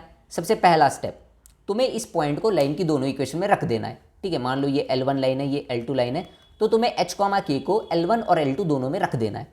तो L1 में अगर रखूंगा मैं h, k को, तो क्या होगा? ये होगा A1h plus B1k plus C1, एक कुछ न्यूमेरिकल वैल्यू आएगी यहाँ से। अब मैं L2 में भी रख दूंगा इसको h, k को, तो ये हो जाएगा A2h plus B2k plus C2। ठीक है, तो पॉइंट को मैंने दोनों लाइंस में रख दिया। अब अगर L1 और L2 इन दोनों के साइन सेम है, इफ सेम साइन, अगर दोनों के साइन सेम आए, मतलब L1 और L2 दोनों के पॉजिटिव साइंस आए या फिर दोनों के नेगेटिव साइंस आए, तो पॉजिटिव वाला जो बाइसेक्टर होगा वो कंटेन करेगा पॉइंट्स को। Positive bisector contains the point. अगर सेम साइन आए तो पॉजिटिव वाला जो बाइसेक्टर होगा वो कंटेन करेगा पॉइंट को। ठीक है, और अगर दोनों के ऑपोजिट साइंस आए, मान लो L1 पॉजिटिव आया, L2 नेगेटिव आया, या फिर L2 पॉजिटिव आया, L1 नेगेटिव आया, इफ ऑपोजिट साइंस, तो फिर जो नेगेटिव वाला एंगल बाइसेक्टर होगा वो कंटेन करेगा पॉइंट को। सही बात है, बहुत ईजी चीज़ है। इफ ऑपोजिट साइंस, अगर ऑपोजिट साइंस आ रहे हैं तो negative bisector contains the point, negative वाला जो बाइसेक्टर होगा वो कंटेन करेगा पॉइंट को। इजी पीजी, किसी को कोई दिक्कत नहीं ना। चलो, अगर सेम साइन तो पॉजिटिव वाला बाइसेक्टर कंटेन करेगा, अगर ऑपोजिट साइज तो नेगेटिव वाला बाइसेक्टर कंटेन करेगा। आई होप कि सबको ये टॉपिक क्लियर है। अब तक क्या क्या पढ़ा हमने एंगल बाइसेक्टर्स में, एक बार रिवाइज कर लूँ मैं। तो एंगल बाइसेक्टर्स में सबसे पहले हमने देखा कि इक्वेशन ऑफ एंगल बाइसेक्टर्स क्या होते हैं, a1x plus b1y plus c1 by root of a1 square plus b1 square equal to plus minus a2x plus b2y plus c2 divide by root of a2 square plus b2 square. फिर हमने देखा कि भाई ये तो दो angle bisectors है, दो एंगल बाइसेक्टर्स है, तो इसमें से कोई एक अक्यूट एंगल का बाइसेक्टर होगा और कोई एक ऑब्ट्यूज एंगल का बाइसेक्टर होगा। वो हम लोग कैसे फाइंड करेंगे, हम फाइंड करेंगे a1 a2 plus b1 b2 का वैल्यू। अगर वो वैल्यू पॉजिटिव है तो पॉजिटिव वाला ऑब्ट्यूज एंगल बाइसेक्टर होगा, अगर वो वैल्यू नेगेटिव है तो नेगेटिव वाला ऑब्ट्यूज एंगल बाइसेक्टर होगा। उसके बाद हमने देखा bisector containing A given point कैसे फाइंड करना है। तो लाइन की इक्वेशन में पॉइंट्स को रख देना है, अगर दोनों सेम साइंस के आए तो पॉजिटिव बाइसेक्टर कंटेन करता है, अगर दोनों ऑपोजिट साइंस के आए तो नेगेटिव बाइसेक्टर कंटेन करता है। इसके ऊपर एक क्वेश्चन करते हैं और फिर चलते हैं अगले टॉपिक पे। ये वाला क्वेश्चन आप सभी लोगों के लिए, यहीं पर वीडियो को पॉज करें और इस क्वेश्चन को ट्राई करें। चलो,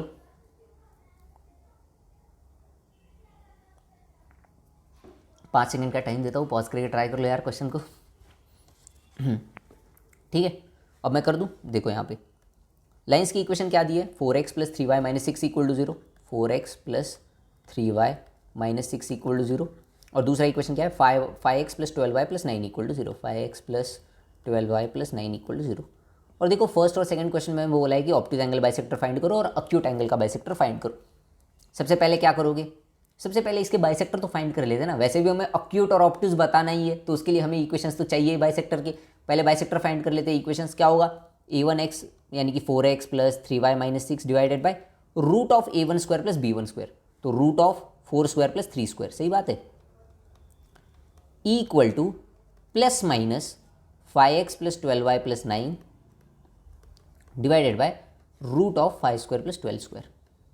ये होंगे एंगल बाइसेक्टर्स की इक्वेशन। पहले सॉल्व कर लेते हैं। तो ये होगा 4x plus 3y minus 6 divided by 5 equals to 5x plus 12y plus 9 divided bye 13, plus minus ना, ठीक है। अब एक बार प्लस लेके सॉल्व करो, एक बार माइनस लेके सॉल्व करो और इक्वेशंस पहले बाइसेक्टर के फाइंड करो। देखो अगर मैं प्लस लेके सॉल्व करूँगा तो 13 यहाँ पे मल्टीप्लाई हो जाएगा, 13 4 जा 52x plus 39y minus 78 equals to क्या आएगा, प्लस वाला मैं ले रहा हूँ तो 25x plus 60y plus 45। Calculation एक बार चेक कर लो। तो 52x minus 25x 27x, 39y minus 16y 21y, तो माइनस 21y, और 78 माइनस 45, 78 माइनस 45 कितना आएगा, 88 98 108 118 123, तो माइनस 123 इक्वल टू 0। ये आया एक एंगल बाइसेक्टर का इक्वेशन। ये कैसे आया, हमने पॉजिटिव वाला लिया है, इसके लिए हमने क्या किया है, पॉजिटिव साइन लिया है ना, ठीक है। वो भी याद रखना पड़ेगा बाद में बताने के लिए हम लोगों को। और जब नेगेटिव वाला साइन लोगे, अब मैं इस तरफ सॉल्व कर रहा हूँ, ऐसा हो सकता है कि कुछ लोगों को ना दिखे, बट तुम लोग खुद भी कुछ सॉल्व कर लो ना यार। इतना तो सॉल्व कर सकते हैं ना खुद के पॉजिटिव नेगेटिव साइन लेके। तो नेगेटिव वाला साइन लेके सॉल्व करूँगा तो क्या आएगा, 52x plus 39y minus 78 equals to negative वाला साइन इस बार माइनस 25x माइनस 60y और माइनस 45। तो ये क्या हो रहा है, ये हो रहा है 52 प्लस 20, 52 प्लस 25 77x, ठीक है। 39 प्लस 60 क्या होगा, 99y प्लस 99y, और 78 प्लस 45 33 शायद, है ना। 78 प्लस 45 माइनस 78 प्लस 45 कितना होगा, 55 65, हाँ प्लस 33 माइनस 33 इक्वल टू 0। तो देखो लाइंस मतलब एंगल बाइसेक्टर्स की ये दो इक्वेशंस आए। एंगल बाइसेक्टर के हमारे पास दो इक्वेशन आ चुके हैं, एक पॉजिटिव साइन लेने के बाद और एक नेगेटिव साइन लेने के। पॉजिटिव साइन लेने के बाद क्या है equation, 27x minus 21y, 27x minus 21y minus 123 equal to 0। अब इसमें से मैं 3 कॉमन ले सकता हूँ, तो 3 कॉमन लूँगा तो इक्वेशन क्या होगा, 9x minus 7y minus 41 equal to 0। ये आया एक एंगल बाइसेक्टर का इक्वेशन। दूसरे एंगल बाइसेक्टर का इक्वेशन क्या आया है सॉल्व करने के बाद, 77x plus 99y minus 33 minus 33 equal to 0। अगर मैं इसमें से 11 कॉमन लूँगा, 7x plus 9y minus 3 equal to 0। ये आए दो एंगल बाइसेक्टर्स की इक्वेशन, ठीक है। पॉजिटिव लेने से ये आया, नेगेटिव लेने से ये आया। अब एंगल बाइसेक्टर तो फाइंड हो गए। अब हमें क्या बताना है, देखो bisector of obtuse angle between them. अब ऑब्ट्यूज और अक्यूट बताने के लिए हम लोग क्या करते हैं, A1 A2 plus B1 B2 हम लोग फाइंड करेंगे। पहला A1 A2 plus B1 B2 find करो और देखो कि क्या वो पॉजिटिव है या फिर नेगेटिव है। तो A1 A2 यानी एक्स कोऑर्डिनेट का मल्टीप्लिकेशन 4 × 5 प्लस B1 B2 यानी वाई कोऑर्डिनेट्स का मल्टीप्लिकेशन 3 × 12, ये तो पॉजिटिव आ रहा है। देखो 20 प्लस 36 56, ये तो पॉजिटिव आ रहा है। इसका मतलब A1 A2 plus B1 B2 greater than 0 है। अब ये अगर पॉजिटिव है तो पॉजिटिव वाला जो एंगल बाइसेक्टर होगा वो ऑब्ट्यूज एंगल बाइसेक्टर हो जाएगा। 9x minus 7y minus 41 equal to 0, ये जो है ये अपना ऑब्ट्यूज एंगल बाइसेक्टर है। क्यों? क्योंकि A1 A2 plus B1 B2 का वैल्यू पॉजिटिव आया, तो पॉजिटिव वाला ऑब्ट्यूज एंगल बाइसेक्टर। सेकंड में क्या बोला है तुमसे, अक्यूट एंगल बाइसेक्टर फाइंड करो। तो ये वाला ऑब्ट्यूज है तो बचा हुआ अक्यूट फाइंड करने की जरूरत ही नहीं है। 7x plus 9y minus 3, 7x plus 9y minus 3 equal to 0, ये हो जाएगा अक्यूट एंगल बाइसेक्टर। ठीक बात। चलो 2 क्वेश्चन तो हमने यहाँ पे सॉल्व कर लिए। उसके बाद क्या क्वेश्चन आ रहे हैं देखो। थर्ड वाला question bisector containing the given point के हिसाब से, ठीक है, bisector containing the given point. Third वाले में क्या पूछ रहा है हमसे, थर्ड वाले में बोल रहा है कि bisector of the angle which contains 1,2, मतलब इन लाइंस का ऐसा कौन सा बाइसेक्टर होगा जो 1,2 को कंटेन करेगा। इसके लिए क्या करना है, 1,2 को लाइंस की इक्वेशन में पुट करके साइंस देखने हैं। लाइंस की इक्वेशन एक बार लिख लूँ, 4x प्लस 3y माइनस 6, और दूसरी इक्वेशन क्या है 5x प्लस 12y प्लस 9। अब हमें देखना है कि जो 1,2 पॉइंट है वो कौन से बाइसेक्टर में होगा। क्या करना है, पहला स्टेप लाइन की इक्वेशंस में इसको पुट कर दो। लाइंस की इक्वेशन में पुट करूंगा तो क्या आएगा, देखो फर्स्ट लाइन में पुट करूंगा तो 4 × 1 प्लस 3 × 2 माइनस 6, ये क्या आएगा 4 प्लस 9 माइनस 6, तो 4 प्लस 9 13, 13 माइनस 6 7 आया। और अगर लाइन 2 में इसको पुट करूंगा तो क्या होगा 5 × 1 प्लस 12 × 2 प्लस 9, 24, 24 प्लस 9 33, 33 प्लस 5 38। तो ये दोनों सेम साइन क्या है ना, देखो दोनों सेम साइन क्या है कि नहीं, सेम साइन क्या है, तो दोनों अगर सेम साइन के आ रहे हैं तो कौन सा बाइसेक्टर कंटेन करेगा इसको, पॉजिटिव वाला। और पॉजिटिव वाला कौन सा बाइसेक्टर है अपना, टड़ाओ 9x माइनस 7y माइनस 41, तो 9x minus 7y minus 41 equal to 0, ये बाइसेक्टर कंटेन करेगा पॉइंट 1,2 को। आ रहा है समझ में। और एक पूछा है इसी में और एक क्वेश्चन है कि bisector of the angle which contains 0,0, कि 0,0 को कौन सा बाइसेक्टर कंटेन करेगा, ये भी इजीली फाइंड कर सकते हो। तो अब लाइंस की इक्वेशन में 0,0 को रख दो। अगर फर्स्ट इक्वेशन में रखूंगा मैं तो देखो 4 × 0 प्लस 3 × 0 यानी माइनस 6 आ रहा है डायरेक्टली। और अगर मैं सेकेंड इक्वेशन में रखूंगा लाइन की तो 9 आ रहा है। तो दोनों के कौन से साइन के आ रहे हैं, ऑपोजिट साइंस के। अगर दोनों ऑपोजिट साइंस के आ रहे हैं तो कौन सा बाइसेक्टर कंटेन करेगा इसको, नेगेटिव वाला। और नेगेटिव वाले बाइसेक्टर का क्या है, इक्वेशन फाइंड कर लिया है हम लोगों ने। नेगेटिव वाले एंगल बाइसेक्टर का इक्वेशन है 7x प्लस 9y माइनस 3, तो ये हो जाएगा 7x plus 9y minus 3 equal to 0। I hope कि सबको समझ में आ रहा है कि कैसे हम लोग एंगल बाइसेक्टर को ईजिली डील कर पा रहे हैं।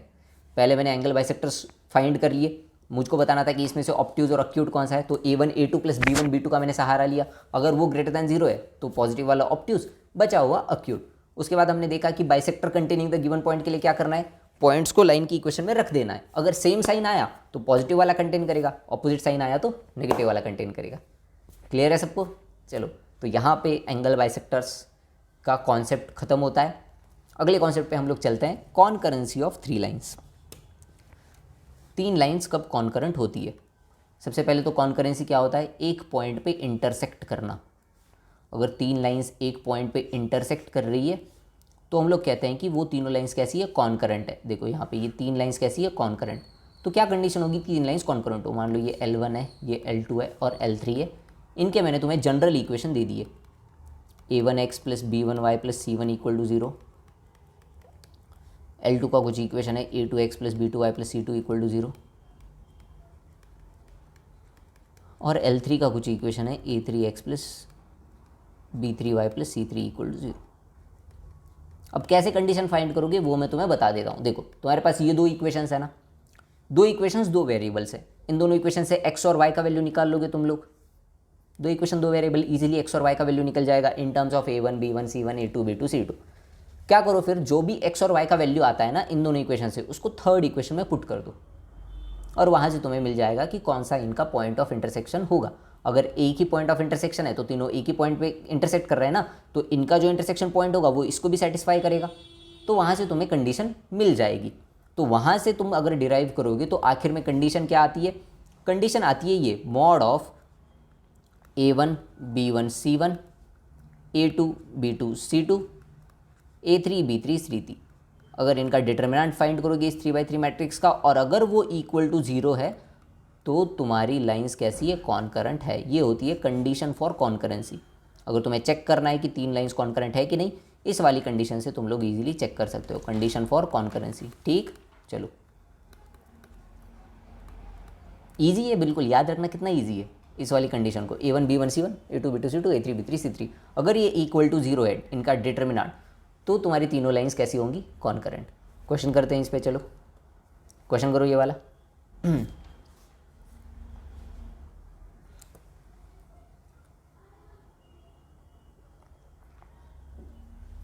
क्या बोल रहा है क्वेश्चन में, find the value of lambda if the lines are concurrent. कैसे भी सॉल्व कर सकते हो, पहले इन दो लाइंस को सॉल्व करके एक्स और वाई का वैल्यू निकाल लो, फिर इस इक्वेशन में पुट कर दो, ये भी तरीका है सॉल्व करने का। या फिर अगर तुम्हें डायरेक्टली कंडीशन पता है तो कंडीशन लगा दो, date of A1 B1 C1 3 - 4 - 13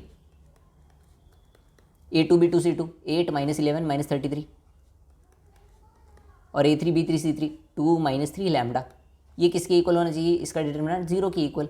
और यहाँ से अब फाइंड कर लो, तो 3 इंटू, अगले पेज पे कर लो, 3 इंटू, अगले पेज पे करना चाहिए था, छोड़ो, 3 इंटू -11 लैम्डा -99 -11 लैम्डा -99, फिर आएगा -(-4) यानी कि +4। 3/3 डेट सॉल्व करना आता है ना सबको।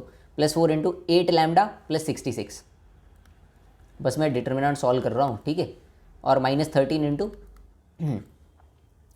-24 + 22 -2 -24 + 22, ये होना चाहिए इक्वल टू 0। अब यहाँ से लैम्डा का वैल्यू फाइंड कर लो यार, -33 लैम्डा माइनस क्या आएगा ये, हाँ 297 + 32 लैम्डा प्लस 66 इंटू 4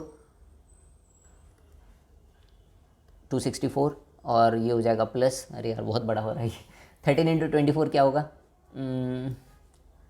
3312, सही बात है। और अरे ये करने की क्या ज़रूरत है, -24 इंटू +22 क्या हो जाएगा, -2, और -2 इंटू -13 +26, ख़त्म, इक्वल टू क्या होगा, 0। अब यहाँ से देखो -33 लैम्डा और 32 लैम्डा उधर जाके क्या बनेंगे, लैम्डा इक्वल्स टू 264 + 26 कितना होगा, 274 284 290 290 - 297, और लैम्डा का वैल्यू क्या मिल जाएगा यहाँ से, -7। तो लैम्डा का वैल्यू होगा -7, जिसके लिए ये तीनों की तीनों लाइंस कैसी होंगी, कॉन्करेंट। ठीक है, लैम्डा का वैल्यू क्या आएगा, -7। तो कंडीशन ऑफ कॉन्करेंसी चिंदी सा कॉन्सेप्ट है यार, एक कंडीशन बस याद रखनी है, A1 B1 C1 A2 B2 C2 A3 B3 C3, याद भी नहीं है, कोई झंझट नहीं है, याद भी नहीं है तो इन दोनों लाइंस, ये दो लाइंस इंटरसेक्ट करती है ना, इनका इंटरसेक्शन पॉइंट निकाल लो, थर्ड इक्वेशन में पुट कर दो, वहाँ से भी लैम्डा का वैल्यू मिल जाएगा, कोई चिंता करने की बात नहीं है। चलो आगे का कॉन्सेप्ट पढ़ते हैं, और ये कॉन्सेप्ट है आज का आखिरी कॉन्सेप्ट, फैमिली ऑफ लाइंस। इस कॉन्सेप्ट में काफ़ी सारे लोग कंफ्यूज होते हैं कि फैमिली ऑफ लाइंस एक्चुअल में होता क्या है, तो मैं पहले 5 मिनट यहाँ पे दूंगा इसको एक्सप्लेन करने के लिए कि असल में ये कॉन्सेप्ट होता क्या है एक्चुअली।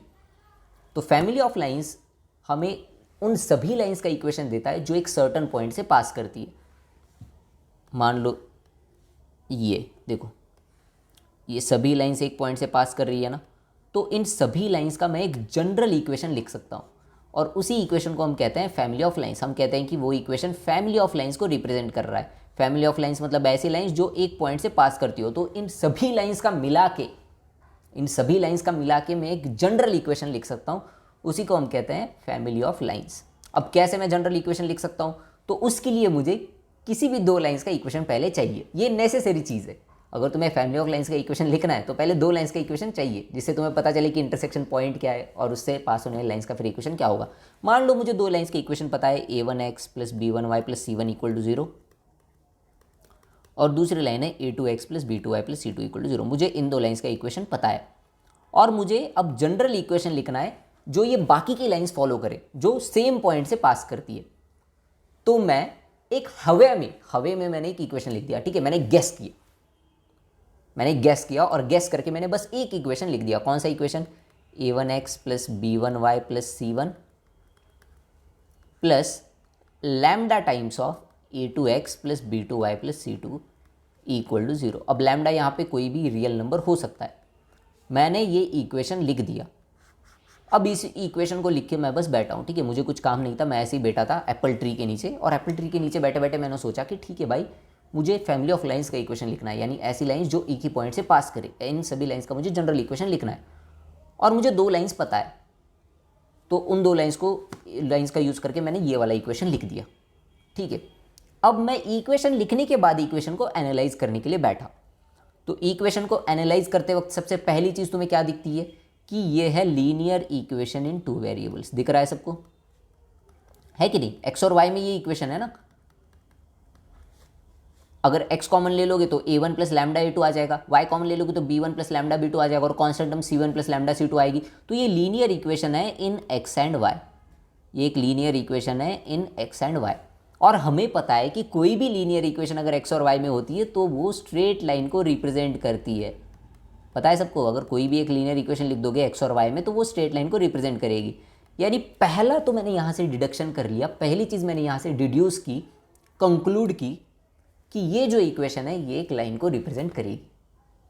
मैंने हवे में एक इक्वेशन लिख दी और मुझे दिख गया कि ये इक्वेशन एक लाइन को रिप्रेजेंट कर रही है, स्ट्रेट लाइन को। अगली चीज़ तुम यहाँ से क्या देख सकते हो कि अगर मान लो a1x plus b1y plus c1 और a2x plus b2y plus c2 इनका इंटरसेक्शन पॉइंट है h, k। इनका इंटरसेक्शन पॉइंट क्या है? h, k। अगर मैं h, k को इस इक्वेशन में पुट कर दूँ तो क्या होगा? तो ये होगा कि a1h, इक्वेशन क्या बनेगी देखो, इक्वेशन बनेगी a1h plus b1k plus c1 plus lambda times of a2h plus b2k plus c2। और h, k क्योंकि इन दोनों लाइंस पे लाई करते हैं, h, k दोनों लाइंस पे लाई करता है ना, तो a1h plus b1k plus c1 क्या हो जाएगा? 0। a2h plus b2k plus c2 क्या हो जाएगा? 0। तो ये इक्वल टू क्या आ रहा है? 0। इसका मतलब मैंने जो इक्वेशन लिखी है वो स्ट्रेट लाइन को रिप्रेजेंट करती है। दूसरी चीज, वो इक्वेशन h, k पॉइंट से पास करती है, पासेस थ्रू h, k। देख पा रहे हो?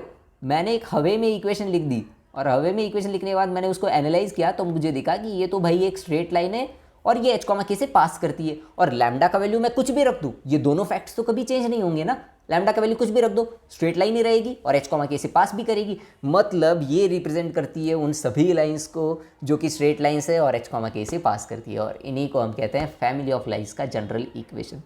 आई होप सबको ये कॉन्सेप्ट समझ आया होगा। Even I have goose bumps, अगर तुम्हें दिख रहा है, मुझे गूज बम्स आ गए पढ़ाते पढ़ाते because this is such a beautiful thing, this is such a beautiful thing, goosebumps आ गए। सेम चीज़ सर्कल में भी आएगी। सर्कल में भी हम फैमिली ऑफ सर्कल फाइंड करते हैं, ऐसे सर्कल जो 2 पॉइंट से पास करते हैं, सेम कॉन्सेप्ट वहाँ पे भी यूज़ करेंगे। एक जनरल इक्वेशन लिख देंगे s1 प्लस लैम्डा s2, और फिर हम देखेंगे कि भाई ये तो सर्कल का इक्वेशन है और ये सर्कल 2 पॉइंट से पास कर रहा है, इसका मतलब ये फैमिली ऑफ सर्कल का इक्वेशन है। सेम कॉन्सेप्ट वहाँ पे भी यूज़ होगा। सो आई होप कि फैमिली ऑफ लाइन सबको समझ में आया होगा। अगर अभी भी किसी को दिक्कत है, इंस्टाग्राम टेलीग्राम पे मुझे मैसेज कर दो, मैं ज़रूर ट्राई करूँगा कि तुम लोगों को आंसर कर पाऊँ। चलो आगे पढ़ते हैं, क्वेश्चन कर लेते हैं कुछ इस पर। चलो यार कुछ क्वेश्चन कर लेंगे। देखो पहला क्वेश्चन मैं बता दूँ। अब एक जनरल क्वेश्चन यहाँ पे फैमिली ऑफ लाइंस में पूछा जाता है, वो होता है इंटरसेक्शन पॉइंट फाइंड करने का। ऐसी इक्वेशन दे देंगे और तुम्हें बोल देंगे कि इंटरसेक्शन पॉइंट फाइंड करो। कुछ नहीं करना है तुम्हें अपनी इक्वेशन इस फॉर्म में लिख देनी है बस, a1x plus b1y plus c1 plus lambda times of a2x plus b2y plus c2 equal to 0। इस फॉर्म में इक्वेशन को लिख दो, और जो 2 लाइंस मिली है उनका intersection point he family of lines का इंटरसेक्शन पॉइंट होगा। ठीक है, तो मैं इस इक्वेशन को इस फॉर्म में लिखना चाहता हूँ, तो कैसे लिखूँगा? इसको पहले एक्सपांड कर दो, तो ये हो जाएगा xa plus 2bx plus ya plus 3by equal to a plus B. अब a प्लस बी को भी इधर ले आओ और a को सब में से कॉमन ले लो, तो xa प्लस ya और माइनस a। अब b वाले टर्म्स क्या है? 2bx plus 3by minus b equal to 0। अब a और b को इसमें से कॉमन ले लो, a को कॉमन लूँगा तो अंदर क्या आएगा? x plus Y minus 1। देखो एक लाइन मिल गई, प्लस अगर b को कॉमन लूँगा तो अंदर क्या बचेगा? 2x plus 3y minus 1 equal to 0। अब तुम बोलोगे कि सर आपने तो लैम्डा दिया था, यहाँ पे तो a और b आ रहे हैं। अरे प्यारे भोले बच्चों, दोनों तरफ a से डिवाइड कर दो ना। तुम्हें अगर एक ही लैम्डा चाहिए तो दोनों तरफ a से डिवाइड कर दो। अगर मैं दोनों तरफ a से डिवाइड कर दूंगा तो ये आएगा x plus Y minus 1 plus b by a. अब b बाई ए तुम्हारा कुछ लैम्डा बन जाएगा, 2x प्लस उसकी चिंता मत ही करो क्योंकि उसके बारे में कुछ पूछा ही नहीं है। इक्वल टू 0 ये होगी फैमिली ऑफ लाइन्स की इक्वेशन। दिख रही है तुमको? देखो उसी फॉर्म में मैंने ला दी ना इसी इक्वेशन को। अब हमसे क्या पूछा है कि किस पॉइंट से पास करती है। अरे दो लाइंस तो फैमिली ऑफ लाइंस की तुम्हें पता ही है, वो दो लाइंस जहाँ से इंटरसेक्ट करेगी वहाँ से सभी लाइंस पास करेगी। तो x plus Y equal to 1 ये फर्स्ट इक्वेशन, और दूसरी क्या है 2x plus 3y equal to 1। इन दोनों को बस सॉल्व कर लो, आंसर मिल जाएगा। फर्स्ट इक्वेशन को 2 से मल्टीप्लाई कर दूंगा तो 2x plus 2y equals to 2, और इसमें से इसको सब्ट्रैक्ट कर दो 3y minus 2y, y equals to 1 minus 2 minus 1, y का वैल्यू आया -1। किसी भी इक्वेशन में पुट कर दो, फर्स्ट वाले में पुट करो तो क्या होगा x माइनस 1 इक्वल टू 1, तो x का वैल्यू क्या आएगा 2। तो ये वाली जो फैमिली ऑफ स्ट्रेट लाइन्स है किस पॉइंट से पास करती है 2, -1 से। आ रहा है समझ में सबको, या फिर सर के ऊपर से जा रहा है एकदम?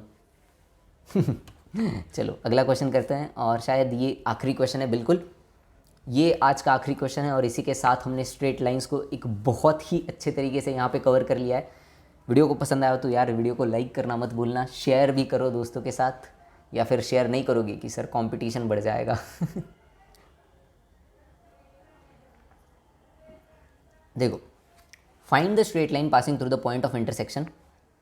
एक स्ट्रेट लाइन जो इन दोनों लाइंस के पॉइंट ऑफ इंटरसेक्शन से पास करती है, और -1, 3 से भी पास करती है। पहले तो हमें एक लाइन लिखनी है जो इन दोनों लाइंस के इंटरसेक्शन पॉइंट से पास करती है। अब अगर एक लाइन इन दो लाइंस के इंटरसेक्शन पॉइंट से पास करती है, मतलब फैमिली ऑफ लाइंस की एक लाइन है, वो फैमिली ऑफ लाइंस में से कोई एक लाइन है, बकचोद लाइन है कोई कोई एक फैमिली ऑफ लाइंस में से कोई एक लाइन है। तो पहले फैमिली ऑफ लाइंस का इक्वेशन लिख दूं मैं, 2x plus 3y plus 5 plus lambda times of 5x minus 2y minus 16 equal to 0। अब उस लाइन का इक्वेशन ऐसा ही कुछ होना चाहिए, लैम्डा का वैल्यू कुछ होगा। अब लैम्डा कैसे फाइंड करें, इसके लिए तुम्हें एक और कंडीशन क्वेश्चन में गिवन होती है। इस क्वेश्चन में कौन सी कंडीशन गिवन है कि जो तुम्हारी लाइन है वो -1, 3 से पास करती है। -1, 3 से पास करती है मतलब इक्वेशन में रख दो -1, 3, 2 into -1 -2 plus 3 into 3 9 plus 5 plus lambda times of 5x यानी कि -5 -2y यानी कि -6 और -16 इक्वल टू 0। और यहाँ से 9 और 5 14, 14 माइनस 2 12 ना, 12 प्लस लैम्डा टाइम्स ऑफ 16 और 6 22, 22 माइनस 5 -27 शायद है ना, इक्वल टू 0। तो यहाँ से लैम्डा का वैल्यू क्या आएगा, लैम्डा का वैल्यू होगा 27/12 या फिर 12/27। हाँ 12/27 लैम्डा का वैल्यू क्या आएगा 12/27। तो 12/27 को फिर से रिड्यूस करके हम लोग लिख सकते हैं ना 4/9। तो लैम्डा का वैल्यू क्या होगा 4/9। अब लैम्डा का वैल्यू फिर से इक्वेशन में पुट कर दूँ तो मैं लाइन की इक्वेशन मिल जाएगी। तो लैम्डा का वैल्यू अगर मैं पुट करूँगा 2x plus 3y plus 5 plus lambda यानी कि 4/9 into 5x minus 2y minus 16, 5x minus 2y minus 16 equal to 0। और यहाँ से क्या इक्वेशन आएगा, यहाँ से आएगा देखो 9 से मल्टीप्लाई होगा तो 18x plus 27y plus 45 plus 20x minus 8y minus 64 equal to 0। 20 और 18x 38x, 27 minus 8y 19y और 45 माइनस 64 ये भी माइनस 19 हो जाएगा इक्वल टू 0। 19 कॉमन ले लो 2x plus Y minus 1 equal to 0। ये होगा लाइन का इक्वेशन। ये आ गया आंसर अपना, easy PG family of lines का यूज़ करके। आई होप कि सभी के सभी कॉन्सेप्ट जो भी पढ़ाए गए हैं वो सब लोगों को क्लियर होंगे। और thank you for attending the lecture till the and. जो लोग भी अटेंड कर रहे हैं उनके लिए दोस्तों के साथ भी शेयर कर दो यार, इससे एक मोटिवेशन आता है जब भी सब्सक्राइबर्स बढ़ते हैं तब कि हाँ लोग अप्रिशिएट कर रहे हैं अपने काम को। ठीक है, वैसे अप्रिशिएट नहीं भी करोगे फिर भी काम तो करना ही पड़ेगा, फिर वो हार्ड वर्क हो जाएगा फिर कि लोग अप्रिशिएट नहीं कर रहे हैं तब भी काम करना। असल में देखो जब भी हम लोग प्रिपरेशन करते हैं ना तब हमें अप्रिशिएट करने वाला कोई नहीं होता। रिजल्ट लग जाने के बाद तो सभी लोग अप्रिशिएट करते हैं। तो जब कोई तुम्हें अप्रिशिएट नहीं कर रहा उस टाइम पे काम करते रहना, that's the real meaning of hard work, that's the real meaning of patience या फिर पैशन। ठीक है, पेशेंस पैशन, देखो कितने कितने भारी भारी इंग्लिश वर्ड यूज़ कर रहा हूँ मैं। जब तुम्हें कोई अप्रिशिएट नहीं कर रहा उसी टाइम पे काम करना, यही एक असली हार्ड वर्कर की निशानी है, यही असली कैरेक्टर बाहर लाता है तुम में से। तो अपने असली कैरेक्टर को बाहर लाओ। Don't be small and weak, be strong, be big, think big. तो अगला लेक्चर हम लोग लेंगे शायद पेयर ऑफ स्ट्रेट लाइंस या फिर बाइनोमियल थ्योरम, जो भी हो। अच्छे से देख लेना। मिलते हैं अगले वीडियो में, प्रैक्टिस कर लो, कोई क्वेरी आती है इंस्टाग्राम टेलीग्राम पे मुझे मैसेज कर दो। Thank you for watching, bye bye.